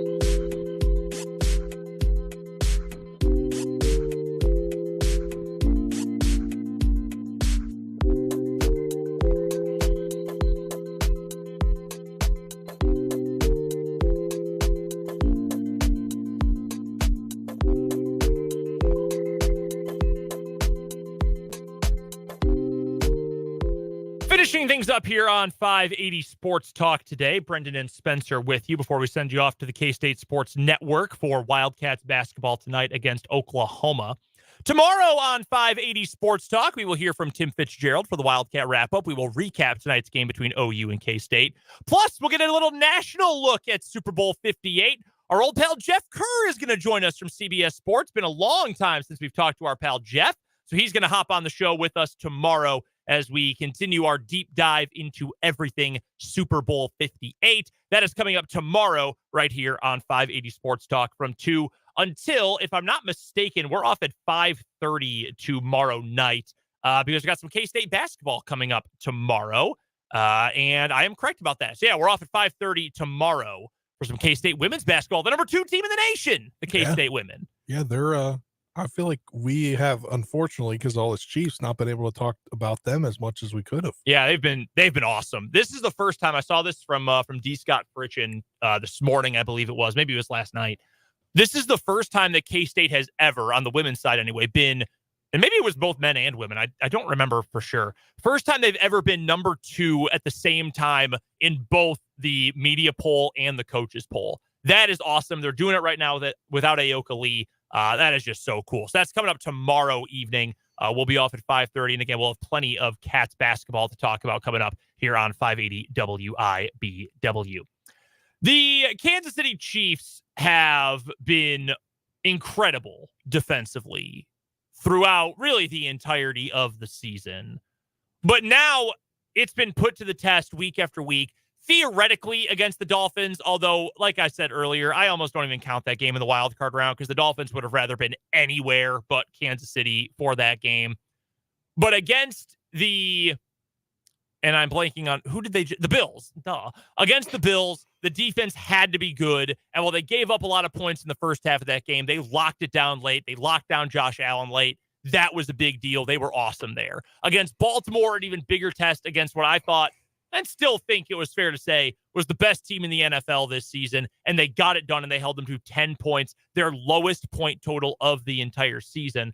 So while I know a lot of people are going to make a lot about this, and I made a lot about this earlier today, just bringing it up in the piece from The Ringer that we saw from Steven Ruiz today about how much success Kyle Shanahan has had in his career as a play caller against Steve Spagnuolo's defenses, I'm not worried about it. I think the Chiefs will have to be good because the 49ers do run the ball really well, and they are going to be willing to commit to it more so than apparently Baltimore was willing to. We'll see if Kyle Shanahan gets bored of calling run plays. Like, again, apparently Todd Monken got bored of it in the AFC Championship game. So I think the Chiefs will have to be really good, and they'll have to be smart about their defensive coverages, their defensive game plan going into the Super Bowl. But if there's any defensive coordinator right now I would trust to do anything right in the NFL, it's Steve Spagnuolo. And I have no reason to be worried because the Chiefs, aside from one game all year, that Sunday night game in Green Bay, which was on the road in a tough environment, and as Dan said earlier, he attributed a lot of that to not having their top 2 signal callers on the defensive side of the ball. This Chiefs defense has been able to take down all comers all year. I don't know why San Francisco would be any different.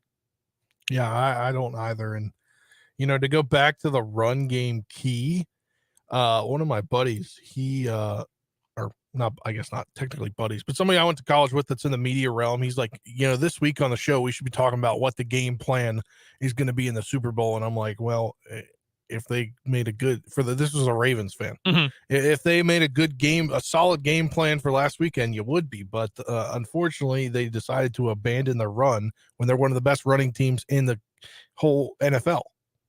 There are coaches who get bored of it. And Andy Reid has been guilty of that. He was guilty of that 2 weeks ago against Buffalo.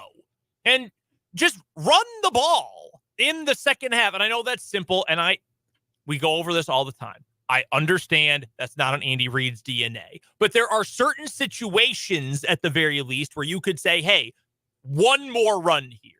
And especially when it's working. Because it's one thing if, hey, we're predicated on the pass. This is what we do. We mix in the run. We mix in the RPO game, especially a few years ago in the early years of the Mahomes era. They really mixed in a lot of that.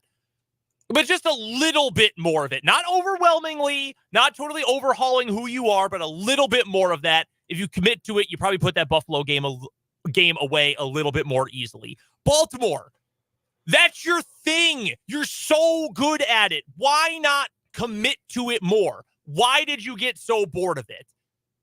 The 49ers, I don't think will be like that because they've got Christian McCaffrey, because they've got a great run scheme, and because their backup, Elijah Mitchell, is a pretty good backup running back. So, I mean, he was a starter. He was expected to be a starter before they made the McCaffrey trade a season ago and before he got hurt. Will they panic? And Kyle Shanahan historically has panicked in these big moments. He has done it throughout his career. Will he commit to it? If they do, that's going to put a lot more pressure on this Chiefs defense. But if they go into, we have to win this game and drop back pass mode, I like the Chiefs a whole lot more than I already like the Chiefs going into this game. One more break, and then we'll get to the final word to wrap things up here on 580 Sports Talk.